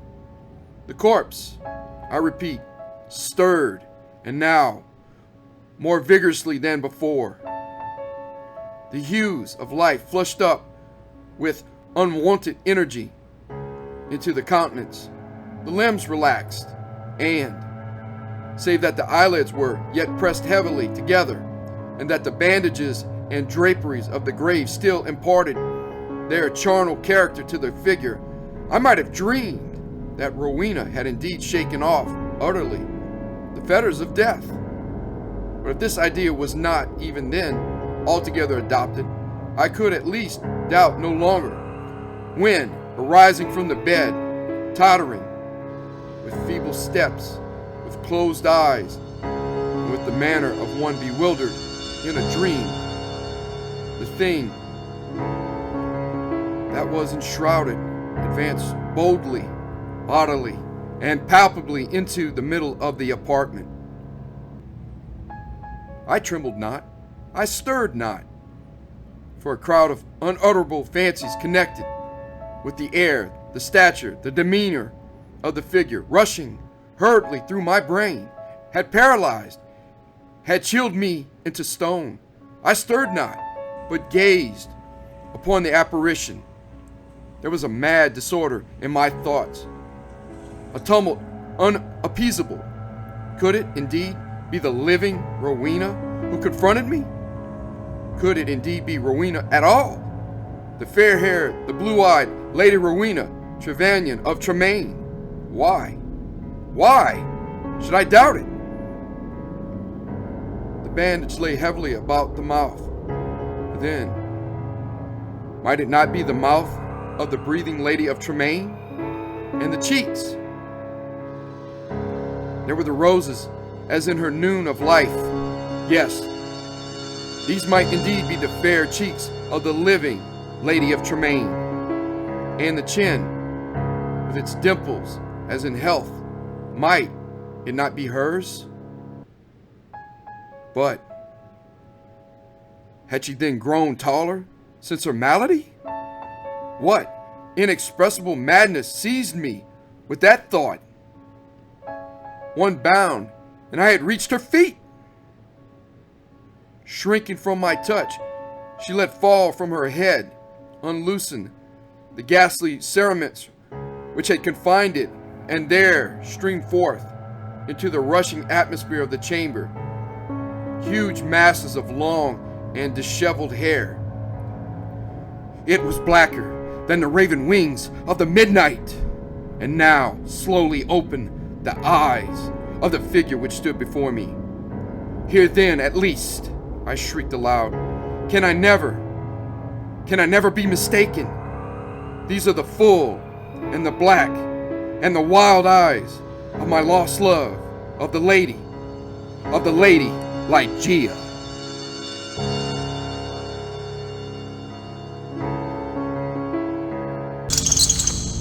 Stragella by Hugh B. Cave.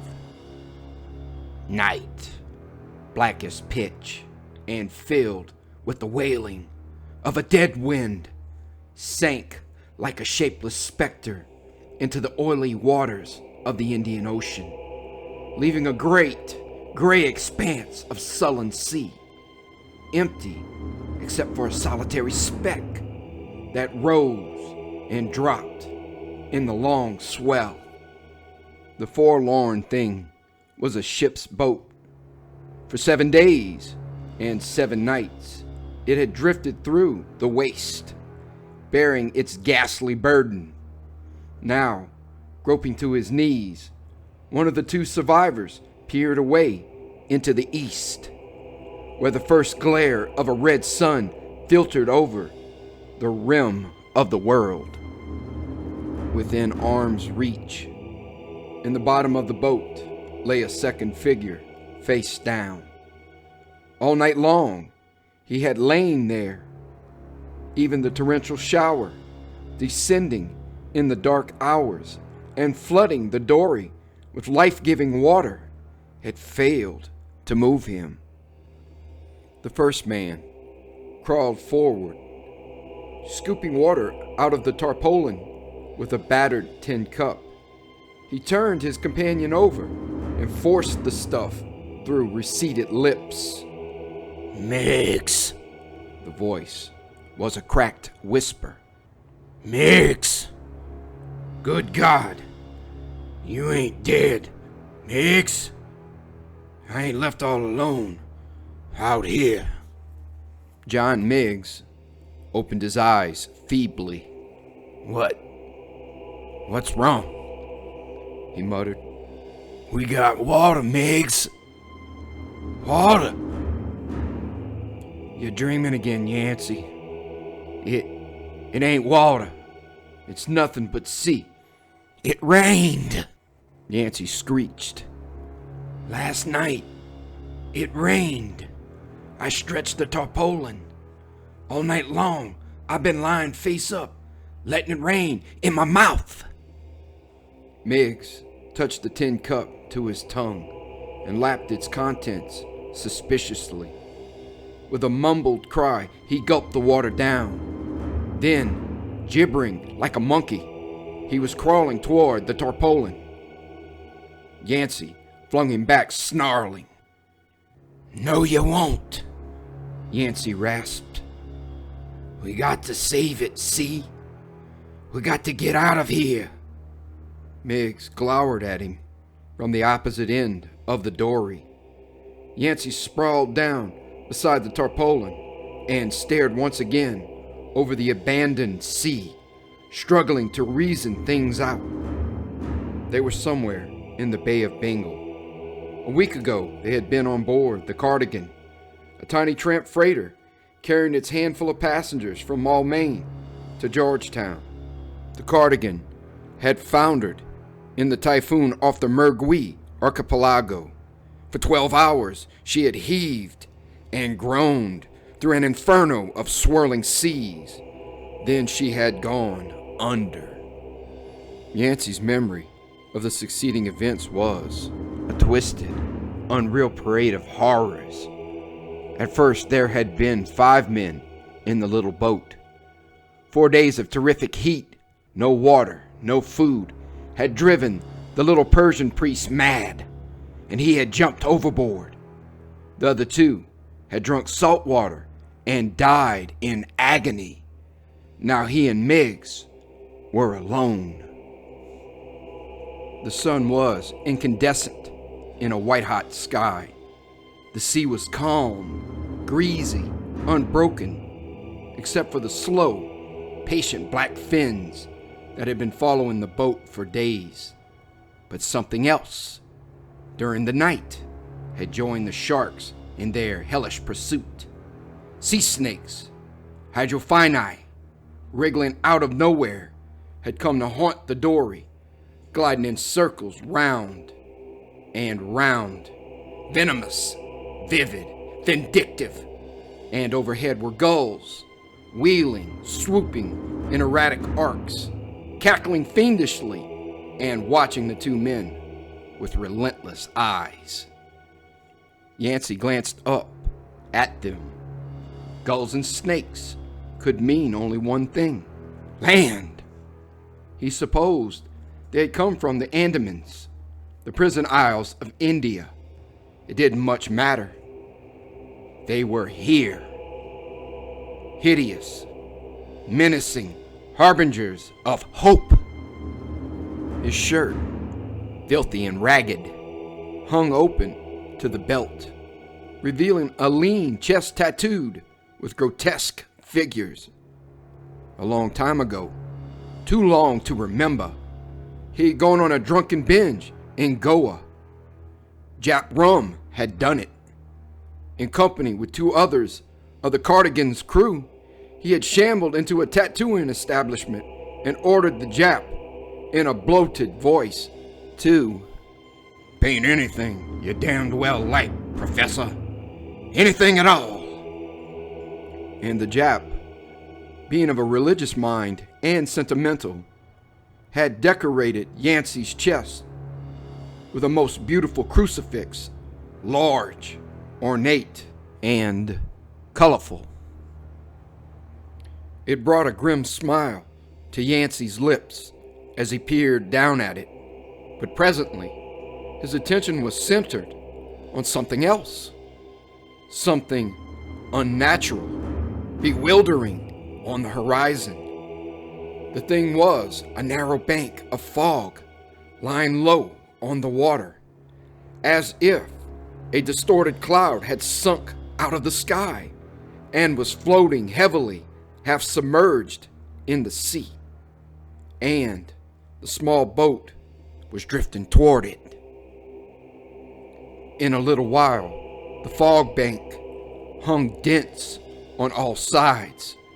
Yancey groped to his feet, gazing about him. John Miggs muttered something beneath his breath and crossed himself. The thing was shapeless, grayish white, clammy. It reeked, not with the dank smell of sea fog, but with the sickly, pungent stench of a buried jungle or a subterranean mushroom cellar. The sun seemed unable to penetrate it. Yancey could see the red ball above him, a feeble, smothered eye of crimson fire, blotted by swirling vapor. "The gulls," mumbled Miggs. "They're gone." "I know it. The sharks, too. And the snakes. We're all alone, Miggs." An eternity passed while the dory drifted deeper and deeper into the cone. And then there was something else. Something that came like a moaning voice out of the fog. The muted, irregular, sing-song clangor of a ship's bell. "Listen," Miggs cackled. "You hear?" But Yancey's trembling arm had come up abruptly, pointing ahead. "By God, Miggs, look!" Miggs scrambled up, rocking the boat beneath him. His bony fingers gripped Yancey's arm. They stood there, the two of them, staring at the massive black shape that loomed up like an ethereal phantom of another world, 100 feet before them. "We're saved," Miggs said incoherently. "Thank God, Nels." Yancey called out shrilly. His voice rang through the fog with a hoarse jangle, like the scream of a caged tiger. It choked into silence, and there was no answer, no responsive outcry, nothing so much as a whisper. The dory drifted closer. No sound came from the lips of the two men as they drew alongside. There was nothing but the intermittent tolling of that mysterious, muted bell. Then they realized the truth, a truth that brought a moan from Miggs's lips.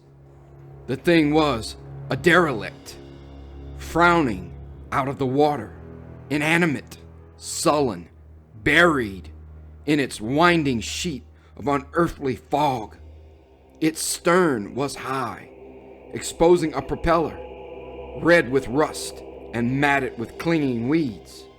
Across the bow, nearly obliterated by age, appeared the words, "Golconda, Cardiff." "Yancey, it ain't no real ship. It ain't of this world." Yancey stooped with a snarl and picked up the oar in the bottom of the dory. A rope dangled within reach, hanging like a black serpent over the scarred hull. With clumsy strokes, he drove the small boat beneath it. Then, reaching up, he seized the line and made the boat fast. "You're going aboard?" Miggs said fearfully. Yancey hesitated, staring up with bleary eyes. He was afraid, without knowing why. The Golconda frightened him. The mist clung to her tenaciously. She rolled heavily, ponderously in the long swell, and the bell was still tolling softly somewhere within the lost vessel. "Well, why not?" Yancey growled. "There may be food aboard. What's there to be afraid of?" Miggs was silent. Grasping the ropes, Yancey clambered up them. His body swung like a gibbet corpse against the side. Clutching the rail, he heaved himself over, then stood there, peering into the layers of thick fog as Miggs climbed up and dropped down beside him. "I don't like it," Miggs whispered. "It ain't." Yancey groped forward. The deck planks creaked dismally under him. With Miggs clinging close, he led the way into the waist, then into the bow. The cold fog seemed to have accumulated here in a sluggish mass, as if some magnetic force had drawn it. Through it, with arms outheld in front of him, Yancey moved with shuffling steps, a blind man in a strange world. Suddenly, he stopped so abruptly that Miggs lurched headlong into him. Yancey's body stiffened. His eyes were wide, glaring at the deck before him. A hollow, unintelligible sound parted his lips. Miggs cringed back with a livid screech, clawing at his shoulder. What is it?" he said thickly. At their feet were bones, skeletons, lying there in the swirl of vapor. Yancey shuddered as he examined them. Dead things they were, dead and harmless, yet they were given new life by the motion of the mist. They seemed to crawl, to wriggle, to slither toward him and away from him. He recognized some of them as portions of human frames. Others were weird, unshapely things. A tiger skull grinned up at him with jaws that seemed to widen hungrily. The vertebrae of a huge python lay in disjointed coils on the planks, twisted as if in agony.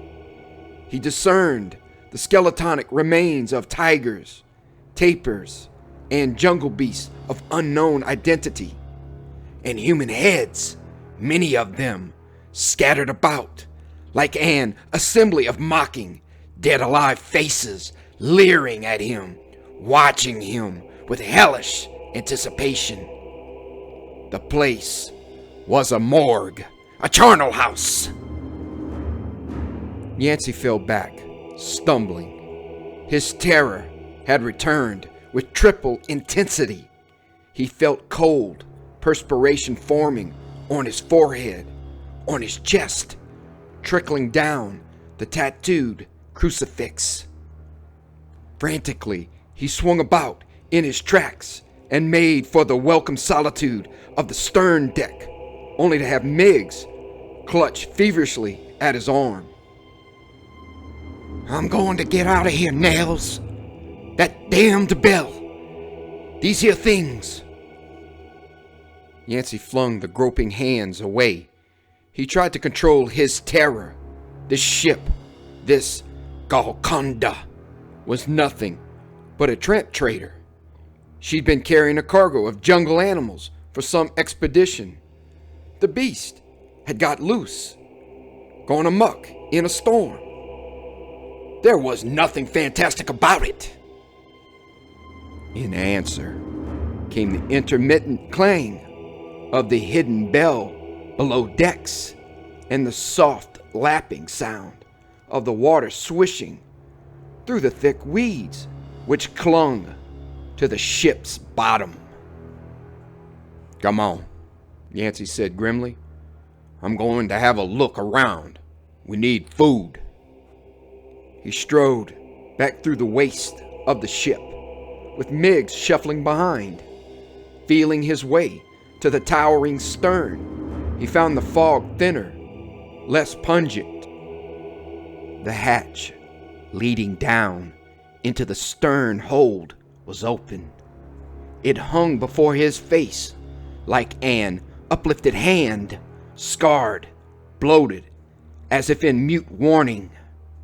And out of the aperture at its base straggled a spidery thing that was strangely out of place here on this abandoned derelict. A curious, menacing, crawling vine with mottled, triangular leaves and immense orange-hued blossoms. Like a living snake, intertwined about itself, it coiled out of the hold and wormed over the deck. Yancey stepped closer, hesitantly. Bending down, he reached to grasp one of the blooms, only to turn his face away and fall back with an involuntary mutter. The flowers were sickly sweet, nauseating. They repelled him with their savage odor. "Something," Miggs whispered sibilantly, "is watching us, Nels. I can feel it." Yancey peered all about him. He too felt a third presence close at hand. Something malignant, evil, unearthly. He could not name it. "It's your imagination," he snapped. "Shut up, will you?" "We ain't alone, Nels. This ain't no ship at all." "Shut up." "But the flowers there, they ain't right. Flowers don't grow aboard a Christian ship, Nels." "This hulk's been here long enough for trees to grow on it," Yancey said curtly. "The seeds probably took root in the filth below." "Well, I don't like it." "Go forward and see what you can find. I'm going below to look around." Miggs shrugged helplessly and moved away. Alone, Yancey descended to the lower levels. It was dark down here, full of shadows and huge, gaunt forms that lost their substance in the coils of thick, sinuous fog. He felt his way along the passage, pawing the wall with both hands. Deeper and deeper into the labyrinth he went, until he found the galley.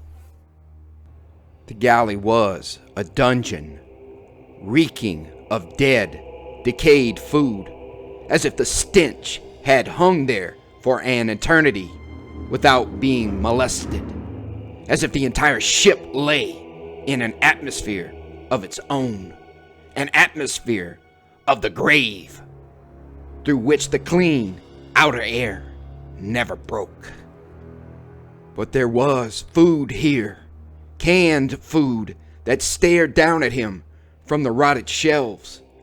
The labels were blurred, illegible. Some of the cans crumbled in Yancey's fingers as he seized them, disintegrated into brown, dry dust, and trickled to the floor. Others were in fair condition, airtight. He stuffed 4 of them into his pockets and turned away. Eagerly now, he stumbled back along the passage. The prospects of food took some of those other thoughts out of his mind, and he was in better humor when he finally found the captain's cabin. Here, too, the evident age of the place gripped him.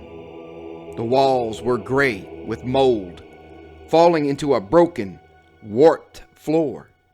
A single table stood on the far side near the bunk, a blackened, grimy table bearing an upright oil lamp and a single black book. He picked the lamp up timidly and shook it. The circular base was yet half full of oil, and he set it down carefully.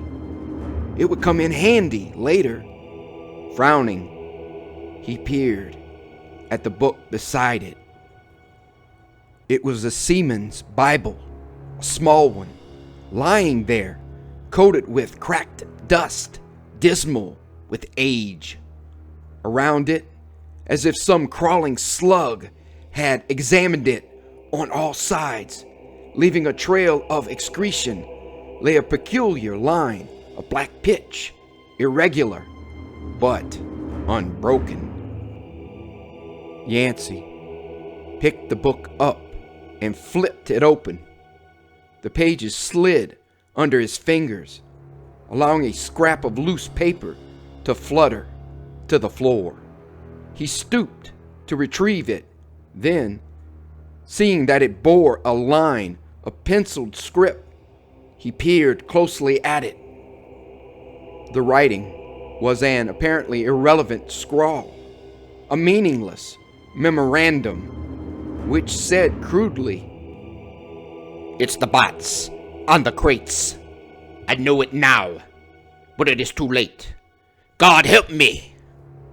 With a shrug, he replaced it and thrust the Bible into his belt, where it pressed comfortingly against his body.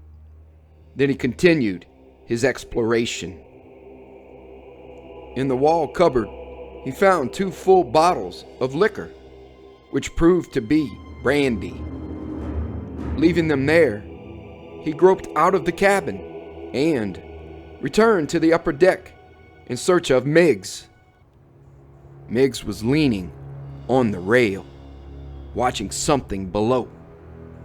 Yancey trudged toward him, calling out shrilly, Say, I got food, Miggs. Food and brand. He did not finish. Mechanically, his eyes followed the direction of Miggs's stare, and he recoiled involuntarily as his words clipped into stifled silence. On the surface of the oily water below, huge sea snakes paddled against the ship's side, enormous slithering shapes, banded with streaks of black and red and yellow, vicious and repulsive. They're back, Miggs said quickly. They know this ain't no proper ship. They come here out of their hellhole to wait for us. Yancey glanced at him curiously. The inflection of Miggs's voice was peculiar, not at all the phlegmatic, guttural tone that usually grumbled through the little man's lips. It was almost eager. What did you find? Yancey faltered. Nothing. All the ship's boats are hanging in their davits. Never been touched. I found food, Yancey said abruptly, gripping his arm. We'll eat, then we'll feel better. What the hell are we, anyhow? A couple of fools? Soon as we eat, we'll stock the dory and get off this blasted death ship and clear out of this stinking fog. We got water in the tarpaulin. We'll clear out? Will we, Nels? Yeah, let's eat. Once again, Yancey led the way below decks to the galley. There, after a 20-minute effort in building a fire in the rusty stove, he and Miggs prepared a meal, carrying the food into the captain's cabin, where Yancey lighted the lamp. They ate slowly, sucking the taste hungrily out of every mouthful, reluctant to finish. The lamplight, flickering in their faces, made gaunt masks of features that were already haggard and full of anticipation. The brandy, which Yancey fetched out of the cupboard, brought back strength and reason and confidence. It brought back, too, that unnatural sheen to Miggs's twitching eyes. We'd be damn fools to clear out of here right off, Miggs said suddenly. The fog's got to lift sooner or later. I ain't trusting myself to no small boat again, Nels. Not when we don't know where we're at. Yancey looked at him sharply. The little man turned away with a guilty shrug. Then, hesitantly, I kind of like it here, Nels. Yancey caught the odd gleam in those small eyes. He bent forward quickly. Where'd you go when I left you alone? He demanded. Me? I didn't go nowhere. I just looked around a bit, and I picked a couple of them flowers, see? Miggs groped in his shirt pocket and held up one of the livid, orange-colored blooms. His face took on an unholy brilliance as he held the thing close to his lips and inhaled its deadly aroma.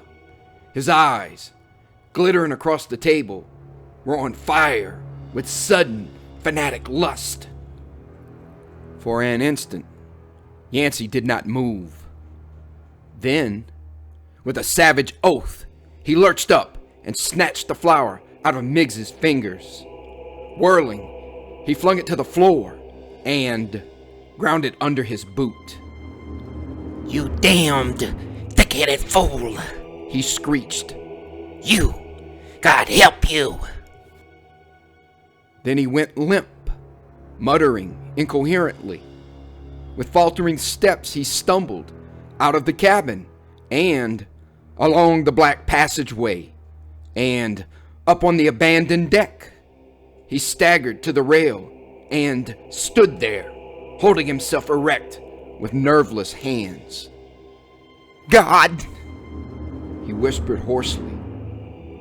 God, what did I do that for? Am I going crazy? No answer came out of the silence, but he knew the answer. The thing he had done down there in the skipper's cabin, those mad words that had spewed from his mouth, had been involuntary. Something inside him, some sense of danger that was all about him, had hurled the words out of his mouth before he could control them.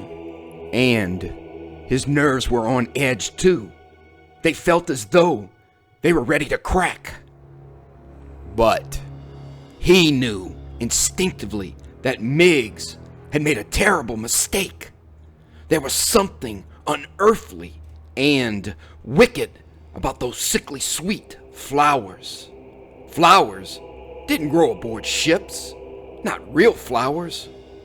Real flowers had to take root somewhere. And besides, they didn't have that drunken, etherish odor.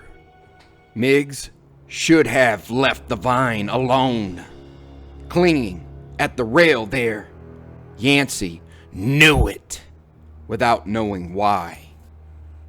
He stayed there for a long time, trying to think and get his nerves back again. In a little while, he began to feel frightened, being alone, and he returned below decks to the cabin. He stopped in the doorway and stared. Miggs was still there, slumped grotesquely over the table. The bottle was empty. Miggs was drunk, unconscious, mercifully oblivious of his surroundings. For a moment, Yancey glared at him morosely. For a moment, too, a new fear tugged at Yancey's heart. Fear of being left alone through the coming night. He yanked Miggs's arm and shook him savagely, but there was no response.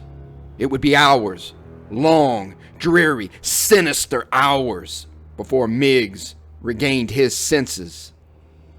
Bitterly, Yancey took the lamp and set about exploring the rest of the ship. If he could find the ship's papers, He considered they might dispel his terror. He might learn the truth. With this in mind, he sought the mate's quarters. The papers had not been in the captain's cabin, where they belonged. Therefore, they might be here. But they were not. There was nothing but a chronometer, sextant, and other nautical instruments lying in curious positions on the mate's table, rusted beyond repair. And there were flags, signal flags, thrown down as if they had been used at the last moment. And lying in a distorted heap on the floor was a human skeleton. Avoiding this last horror, Yancey searched the room thoroughly. Evidently, he reasoned, the captain had died early in the Golconda's unknown plague. The mate had brought these instruments, these flags, to his own cabin, only to succumb before he could use them. Only one thing Yancey took with him when he went out: a lantern, rusty and brittle, but still serviceable. It was empty, but he poured oil into it from the lamp. Then, returning the lamp to the captain's quarters, where Miggs lay unconscious, he went on deck. He climbed the bridge and set the lantern beside him. Night was coming. Already the fog was lifting, allowing darkness to creep in beneath it. And so Yancey stood there, alone and helpless, while blackness settled with uncanny quickness over the entire ship. He was being watched. He felt it. Invisible eyes, hungry and menacing, were keeping check on his movements. On the deck beneath him were those inexplicable flowers trailing out of the unexplored hold, glowing like phosphorescent faces in the gloom. "By God," Yancey mumbled, "I'm going to get out of here." His own voice startled him and caused him to stiffen and peer out about him as if someone else had uttered the words. And then, very suddenly, his eyes became fixed on the far horizon to starboard. His lips twitched open, spitting out a shrill cry. "Miggs! Miggs! A light! Look, Miggs!" Frantically, he stumbled down from the bridge and clawed his way below decks to the mate's cabin. Feverishly, he seized the signal flags. Then, clutching them in his hand, he moaned helplessly and let them fall. He realized that they were no good in the dark. Gibbering to himself, he searched for rockets. There were none. Suddenly, he remembered the lantern. Back again, he raced through the passage, on deck, up on the bridge. In another moment, with the lantern dangling from his arm, he was clambering higher and higher into the black spars of the mainmast. Again and again, he slipped and caught himself with outflung hands.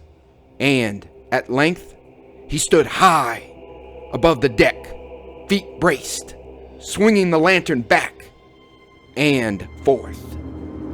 Below him, the deck was no longer silent, no longer abandoned. From bow to stern, it was trembling, creaking, whispering up at him. He peered down fearfully. Blurred shadows seemed to be prowling through the darkness. coming out of nowhere, pacing dolefully back and forth through the gloom. They were watching him with a furtive interest. He called out feebly. The muted echo of his own voice came back up to him. He was aware that the bell was tolling again, and the swish of the sea was louder, more persistent. With an effort, he caught a grip on himself. "Damned fool," He rasped. "driving yourself crazy." The moon was rising. It blurred the blinking light on the horizon and penetrated the darkness like a livid yellow finger. Yancey lowered the lantern with a sob. It was no good now. In the glare of the moonlight, this puny flame would be invisible to the men aboard that other ship. Slowly, cautiously, he climbed down to the deck. He tried to think of something to do, to take his mind off the fear. Striding to the rail, he hauled up the water butts from the dory. Then he stretched the tarpaulin to catch the precipitation of the night dew. No telling how long he and Miggs would be forced to remain aboard the hulk. He turned, then, to explore the forecastle. On his way across the deck, he stopped and held the light over the creeping vine. The curious flowers had become fragrant, heady, with the fumes of an intoxicating drug. He followed the coils to where they vanished into the hold, and he looked down. He saw only a tumbled pile of boxes and crates, barred boxes, which must have been cages at one time. Again, he turned away. The ship was trying to tell him something. He felt it. Felt the movements of the deck planks beneath his feet. The moonlight, too, had made hideous white things of the scattered bones in the bow. Yancey stared at them with a shiver. He stared again, and grotesque thoughts obtruded into his consciousness. The bones were moving, slithering, sliding over the deck, assembling themselves, gathering into definite shapes. He could have sworn it. Cursing, he wrenched his eyes away. "Damn fool, thinking such thoughts." With clenched fist, he advanced to the forecastle, but before he reached it, he stopped again. It was the sound of flapping wings that brought him about. Turning quickly, with a jerk, he was aware that the sound emanated from the open hold. Hesitantly, he stepped forward and stood rigid with an involuntary scream. Out of the aperture came two horrible shapes, two inhuman things with immense clapping wings and glittering eyes. Hideous. Enormous. Bats! Instinctively, he flung his arm up to protect himself, but the creatures did not attack. They hung for an instant, poised over the hatch, eyeing him with something that was fiendishly like intelligence. Then they flapped over the deck, over the rail, and away into the night. As they sped away towards the west, where he had seen the light of that other ship twinkling, they clung together like witches hell-bent on some evil mission. And below them, in the bloated sea, huge snakes weaved smoky golden patterns, waiting. He stood fast, squinting after the bats. Like two hellish black eyes, they grew smaller and smaller, became pinpoints in the moon glow, and finally vanished. Still, he did not stir. His lips were dry, his body stiff and unnatural. He licked his mouth. Then he was conscious of something more. From somewhere behind him came a thin, throbbing thread of harmony. A lovely, utterly sweet musical note that fascinated him. He turned slowly. His heart was hammering, surging.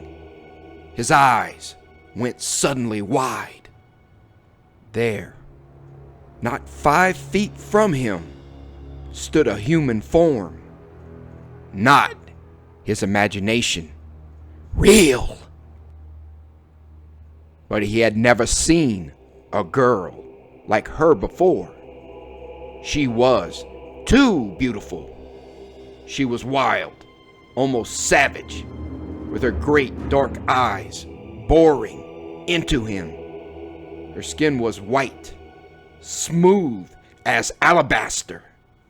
Her hair was jet black, and a waving coil of it, like a broken cobweb of pitch strings, framed her face. Grotesque hoops of gold dangled from her ears. In her hair, above them, gleamed 2 of those sinister flowers from the straggling vine. He did not speak. He simply gaped. The girl was barefooted, bare-legged. A short, dark skirt covered her slender thighs. A ragged, white waist, open at the throat, revealed the full curve of her breasts. In one hand she held a long wooden reed, a flute-like instrument fashioned out of crude wood, and about her middle, dangling almost to the deck, twined a scarlet silken sash, brilliant as the sun, but not so scarlet as her lips, which were parted in a faint, suggestive smile, showing teeth of marble whiteness. Who are you? Yancy mumbled. She shook her head, yet she smiled with her eyes, and he felt somehow that she understood him. He tried again, in such tones as he knew. Still, she shook her head, and still he felt that she was mocking him. Not until he chanced upon a scattered, faltering greeting in Serbian did she nod her head. Dobra, she replied in a husky, rich voice, which sounded, somehow, as if it were rarely used. He stepped closer then. She was a gypsy, evidently, a Tazani of the Serbian hills. She moved very close to him with a floating, almost ethereal movement of her slender body, peering into his face, flashing her haunting smile at him. She lifted the flute-like instrument and, as if it were nothing at all unnatural or out of place, began to play again the song which had first attracted his attention. He listened in silence until she had finished. Then, with a cunning smile, she touched her fingers to her lips and whispered softly, You mine? Yes? He did not understand. She clutched his arm and glanced fearfully toward the west, out over the sea. You mine? She said again fiercely. Papaposito, Serafino, they no have you. You not go to them. He thought he understood then. She turned away from him and went silently across the deck. He watched her disappear into the forecastle and would have followed her, but once again the ship, the whole ship, seemed to be struggling to whisper a warning. Presently, she returned, holding in her white hand a battered silver goblet, very old and very tarnished, brimming with scarlet fluid. He took it silently. It was impossible to refuse her. Her eyes had grown into lakes of night, lit by the burning moon. Her lips were soft, searching, undeniable. Who are you? He whispered. Stragella. She smiled. Stragella. Stragella. The name itself was compelling. He drank the liquid slowly, without taking his eyes from her lovely face. The stuff had the taste of wine, strong, sweet wine. It was intoxicating, with the same weird effect that was contained in the orange blooms which she wore in her hair, and which groveled over the deck behind her. Yancey's hands groped up weakly. He rubbed his eyes, feeling suddenly weak, powerless, as if the very blood had been drained from his veins. Struggling futilely, he staggered back, moaning half inaudibly. Stragella's arms went about him, caressing him with sensuous touch. He felt them, and they were powerful, irresistible. The girl's smile maddened him. Her crimson lips hung before his face, drawing nearer, mocking him. Then, all at once, she was seeking his throat. Those warm, passionate, deliriously pleasant lips were searching to touch him. He sensed his danger. Frantically, he strove to lift his arms and push her away. Deep in his mind, some struggling intuition, some half-alive idea, warned him that he was in terrible peril. This girl, Stragella, was not of his kind. She was a creature of the darkness, a denizen of a different, frightful world of her own. Those lips, wanting his flesh, were inhuman, too fervid. Suddenly, she shrank away from him, releasing him with a jerk. A snarling, animal-like sound surged through her flaming mouth. Her hand lashed out, rigid, pointing to the thing that hung in his belt. Talonic fingers pointed to the Bible that defied her. But the scarlet fluid had taken its full effect. Yancey slumped down, unable to cry out. In a heap, he lay there, paralyzed, powerless to stir. He knew that she was commanding him to rise.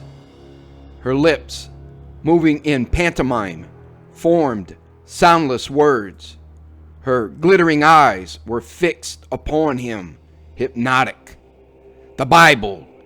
She wanted him to cast it over the rail. She wanted him to stand up and go into her arms. Then her lips would find a hold. But he could not obey. He could not raise his arms to support himself. She, in turn, stood at bay and refused to advance. Then, whirling about, her lips drawn into a diabolical curve, beautiful but bestial, she retreated. He saw her dart back, saw her tapering body whip about, with the crimson sash outflung behind her as she raced across the deck. Yancey, closed his eyes to blot out the sight. When he opened them again, they opened to a new, more intense horror. On the Golconda's deck, Stragella was darting erratically among those piles of gleaming bones. But they were bones no longer. They had gathered into shapes, taken on flesh, blood. Before his very eyes, they assumed substance, men and beasts alike. And then began an orgy such as Nels Yancey had never before looked upon. An orgy of the undead. Monkeys, giant apes, lunged about the deck. A huge python reared its sinuous head to glare. On the hatch cover, a snow leopard, snarling furiously, crouched to spring. Tigers, tapirs, crocodiles fought together in the bow. A great brown bear, of the type found in the lofty plateaus of the Tapirs, clawed at the rail. And the men, most of them were dark-skinned, dark enough to have come from the same region, from Madras. With them crouched Chinamen and some Anglo-Saxons, starved, all of them, lean, gaunt, mad. Pandemonium raged then. Animals and men alike were insane with hunger.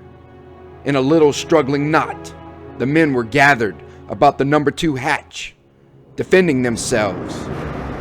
They were wielding firearms.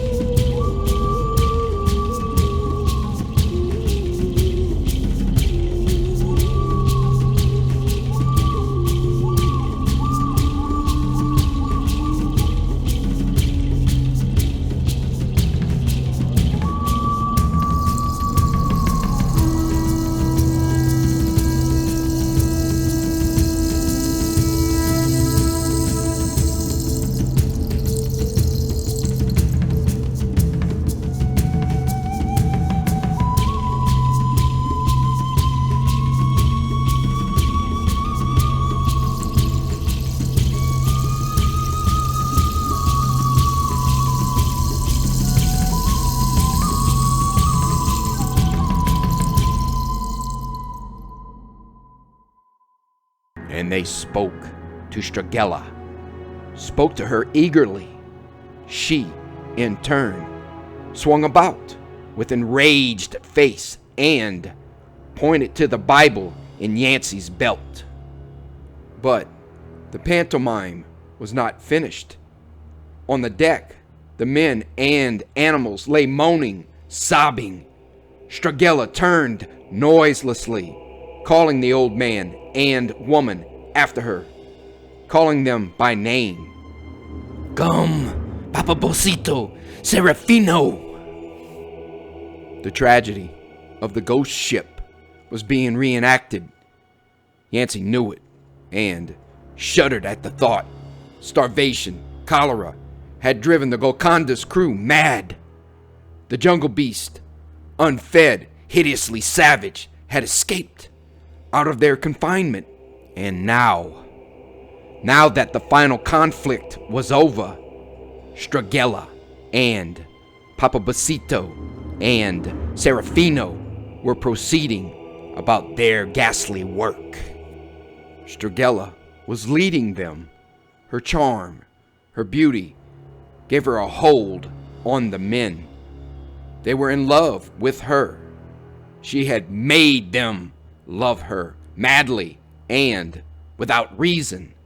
Now, she was moving from one to another, loving them and holding them close to her.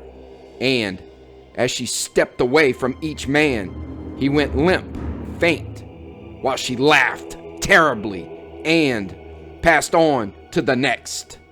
Her lips were parted. She licked them hungrily, licked the blood from them with a sharp, crimson tongue. How long it lasted, Yancey did not know. Hours on end.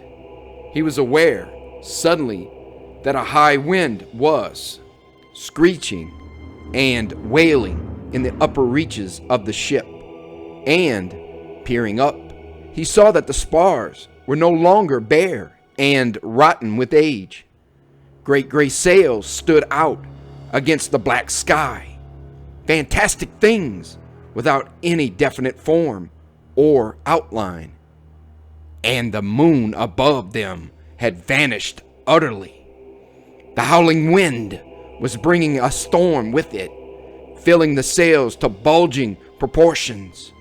Beneath the decks, the ship was groaning like a creature in agony. The seas were lashing her, slashing her, carrying her forward with amazing speed. Of a sudden came a mighty grinding sound. The Golconda hurtled back as if a huge, jagged reef of submerged rock had bored into her bottom. She listed. Her stern rose high in the air, and Stragella, with her two fellow fiends, was standing in the bow, screaming in mad laughter in the teeth of the wind. The other two laughed with her. Yancey saw them turn toward him, but they did not stop. Somehow, he did not expect them to stop. This scene, this mad pantomime, was not the present. It was the past. He was not here at all. All this had happened years ago. Forgotten, buried in the past. But he heard them talking in a mongrel dialect, full of Serbian words. It is done, Papa Bosito. We shall stay here forever now. There is land within an hour's flight, where fresh blood abounds, and will always abound. And here, on this wretched hulk, they will never find our graves to destroy us. The horrible trio passed close.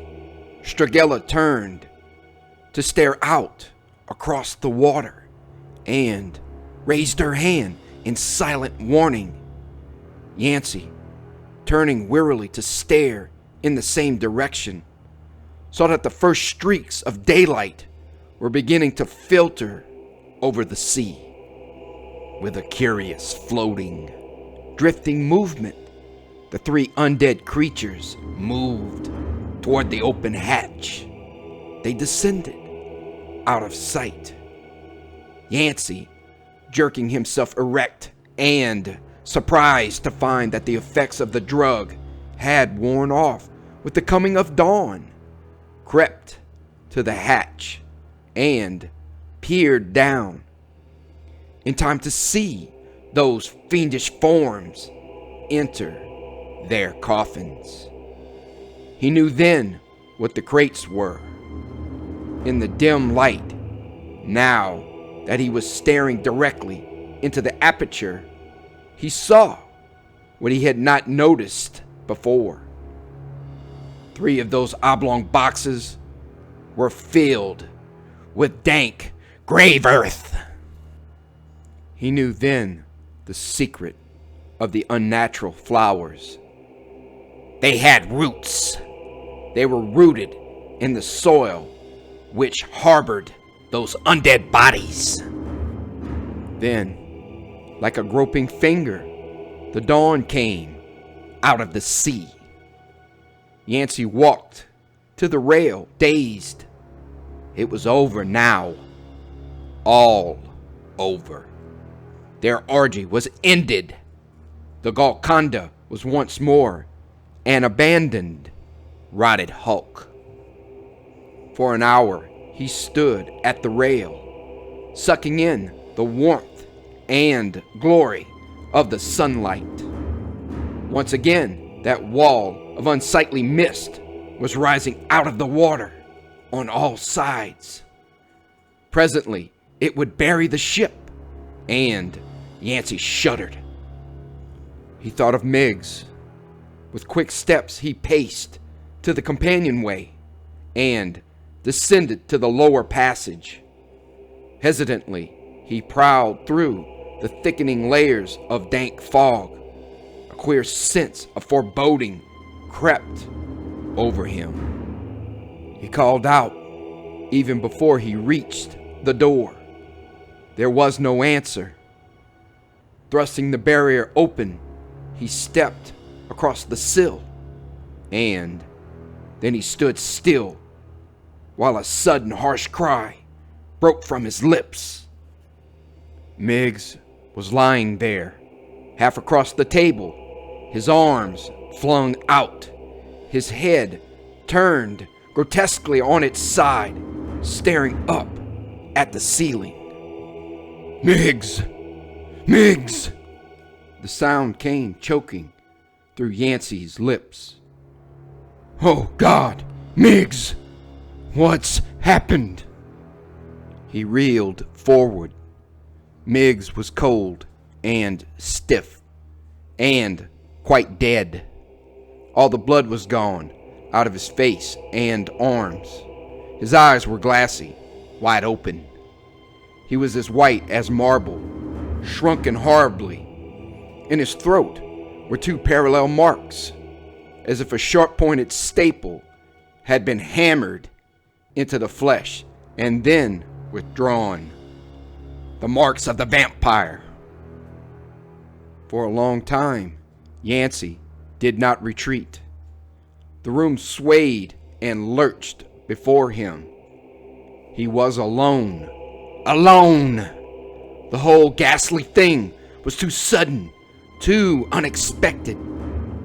Then he stumbled forward and went down on his knees, clawing at Miggs's dangling arm. "Oh, God, Miggs," he mumbled incoherently. "You got to help me. I can't stand it." He clung there, white-faced, staring, sobbing thickly, and presently slumped in a pitiful heap, dragging Miggs over on top of him. It was later afternoon when he regained consciousness. He stood up, fighting away the fear that overwhelmed him. He had to get away, get away! The thought hammered into his head with monotonous force. Get away! He found his way to the upper deck. There was nothing he could do for Miggs. He would have to leave him here. Stumbling, he moved along the rail and reached down to draw the small boat closer, where he could provision it and make it ready for his departure. His fingers clutched emptiness. The ropes were gone. The dory was gone. He hung limp, staring down at a flat expanse of oily sea. For an hour, he did not move. He fought to throw off his fear long enough to think of a way out. Then he stiffened with a sudden jerk and pushed himself away from the rail. The ship's boats offered the only chance. He groped to the nearest one and labored feverishly over it. But the task was hopeless.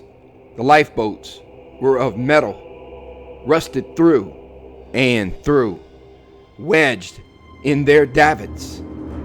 The wire cables were knotted and immovable. He tore his hands on them, wringing blood from his scarred fingers. Even while he worked, he knew that the boats would not float. They were rotten through and through. He had to stop, at last, from exhaustion. After that, knowing that there was no escape, he had to do something, anything, to keep sane. First, he would clear those horrible bones from the deck. Then, explore the rest of the ship. It was a repulsive task, but he drove himself to it. If he could get rid of the bones, perhaps Stragella and the other two creatures would not return. He did not know. It was merely a faint hope, something to cling to. With grim, tight-pressed lips, he dragged the bleached skeletons over the deck and kicked them over the side and stood watching them as they sank from sight. Then he went to the hold, smothering his terror, and descended into the gloomy belly of the vessel. He avoided the crates with a shudder of revulsion, ripping up that evil vine thing by the roots. He carried it to the rail and flung it away, with the mold of grave earth still clinging to it. After that, he went over the entire ship, end to end, but found nothing. He slipped the anchor chains then, in the hopes that the ship would drift away from that vindictive bank of fog. Then he paced back and forth, muttering to himself and trying to force courage for the most hideous task of all. The sea was growing dark, and with dusk came increasing terror.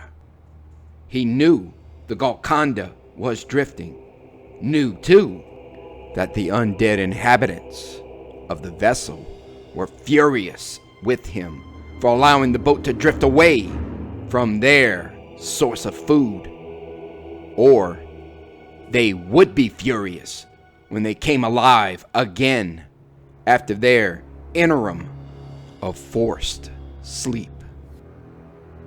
And there was only one method of defeating them. It was a horrible method, and he was already frightened. Nevertheless, he searched the deck for a marlin spike and found one. And, turning sluggishly, he went back to the hold. A stake driven through the heart of each of the horrible trio. The rickety stairs were deep in shadow.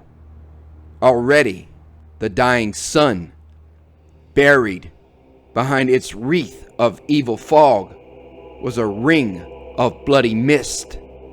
He glanced at it and realized that he must hurry. He cursed himself for having waited so long.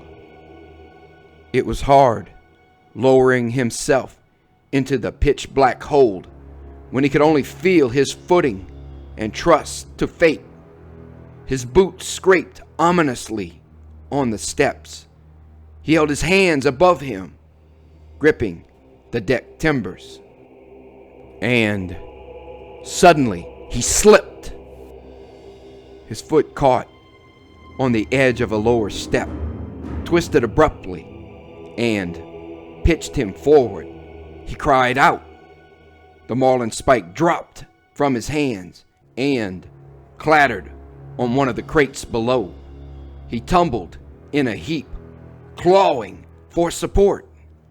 The impact knocked something out of his belt, and he realized, even as his head came in sharp contact with the foremost oblong box, that the Bible, which had heretofore protected him, was no longer a part of him. He did not lose complete control of his senses. Frantically, he sought to regain his knees and grope for the black book in the gloom of the hold. A sobbing, choking sound came pitifully from his lips. A soft, triumphant laugh came out of the darkness close to him. He swung about heavily, so heavily that the movement sent him sprawling again in an inert heap. He was too late. She was already there, on her knees, glaring at him hungrily. A peculiar bluish glow welled about her face.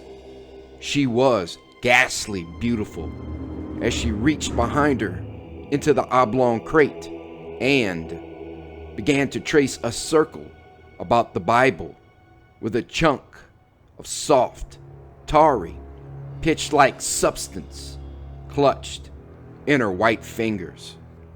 Yancey stumbled toward her, finding strength in desperation. She straightened to meet him, her lips curled back, exposed white teeth. Her arms coiled out, enveloping him, stifling his struggles. God, they were strong. He could not resist them. The same languid, resigned feeling came over him. He would have fallen, but she held him erect. She did not touch him with her lips. Behind her, he saw two other shapes take form in the darkness. The savage features of Papabosito glowered at him, and Serafino's ratty, smoldering eyes, full of hunger, bored into him. Stragella was obviously afraid of them. Yancey was lifted from his feet. He was carried out on deck and borne swiftly, easily, down the companionway, along the lower passage, through a swirling blanket of hellish fog and darkness, to the cabin where Miggs lay dead. And he lost consciousness while they carried him. He could not tell, when he opened his eyes, how long he had been asleep. It seemed a long, long interlude. Stragella was sitting beside him. He lay on the bunk in the cabin, and the lamp was burning on the table, revealing Miggs's limp body in full detail. Yancey reached up fearfully to touch his throat.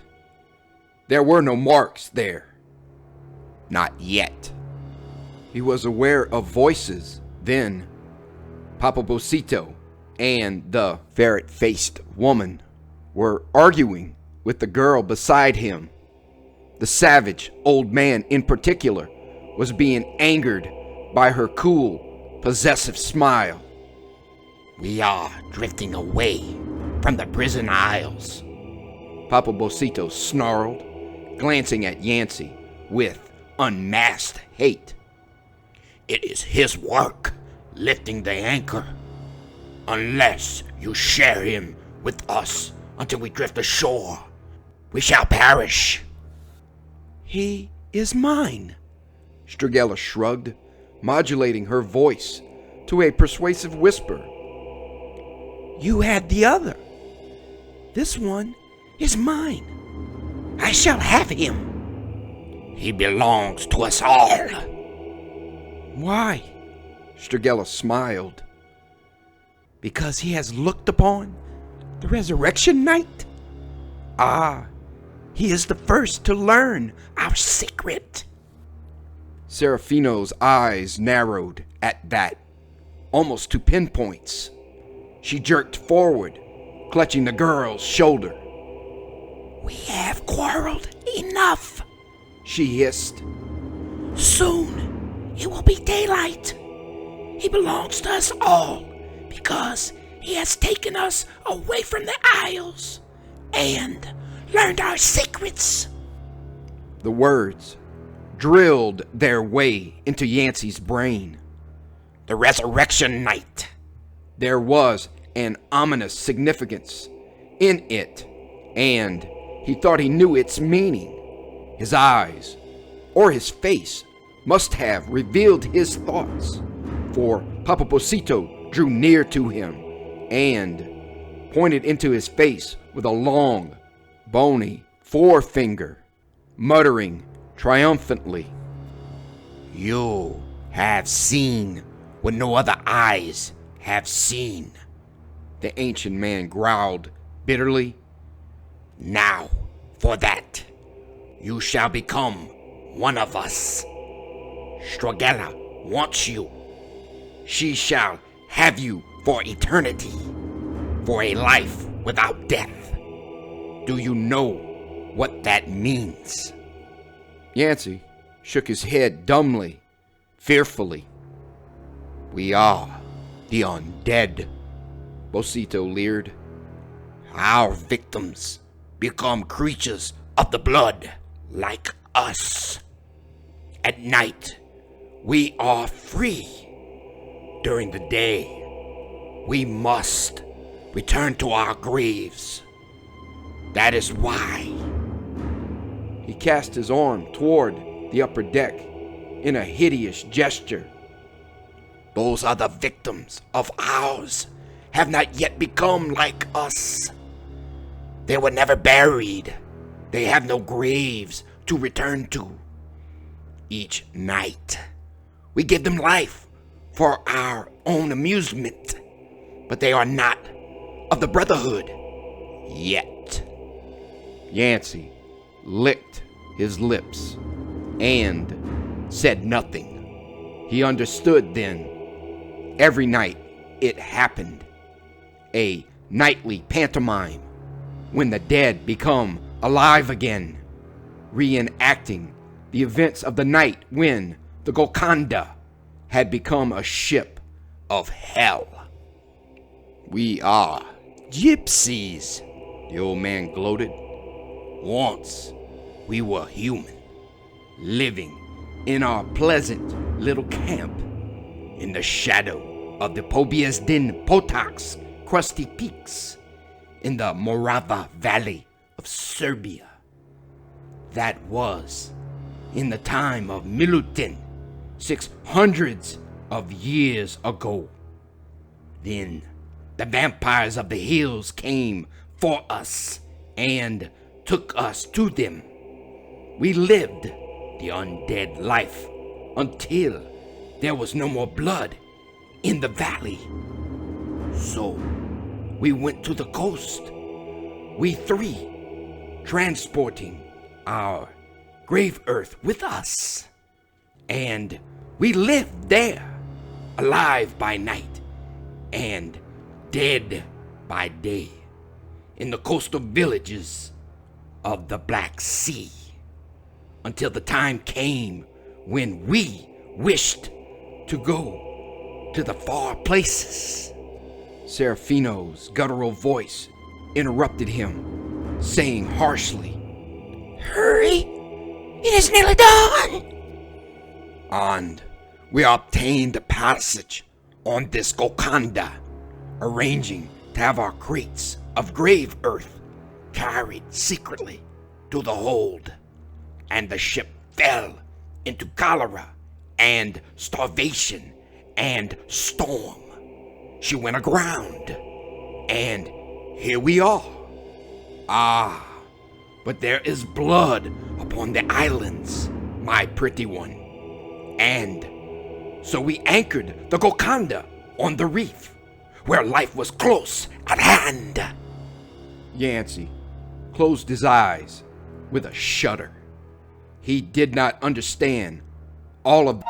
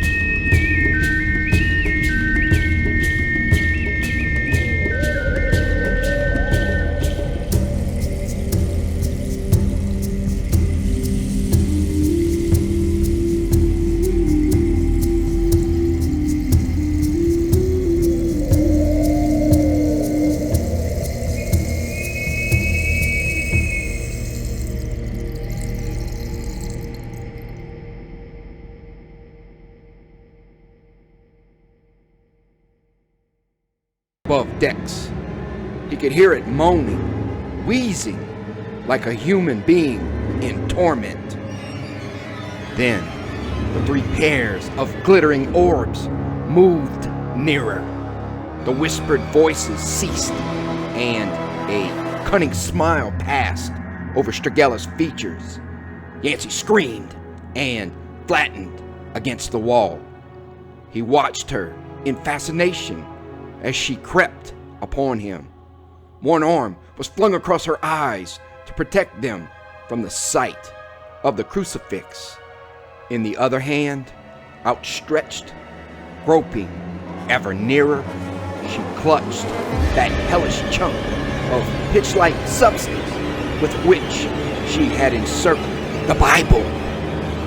He knew what she would do. The thought struck him like an icy blast, full of fear and madness. She would slink closer, closer, until her hand touched his flesh. Then she would place the black substance around the tattooed cross and kill its powers. His defense would be gone. Then, those cruel lips on his throat. There was no avenue of escape. Papa Bocito and the plump old woman, grinning malignantly, had slid to one side between him And the doorway. And Stragella writhed forward with one alabaster arm feeling. He was conscious of the roar of surf, very close, very loud, outside the walls of the fog-filled enclosure. The ship was lurching, reeling heavily, pitching in the swell. Hours must have passed, hours and hours of darkness and horror. Then she touched him. The sticky stuff was hot on his chest, moving in a slow circle. He hurled himself back, stumbled, went down, and she fell upon him. Under his tormented body, the floor of the cabin split asunder. The ship buckled from top to bottom with a grinding, roaring impact.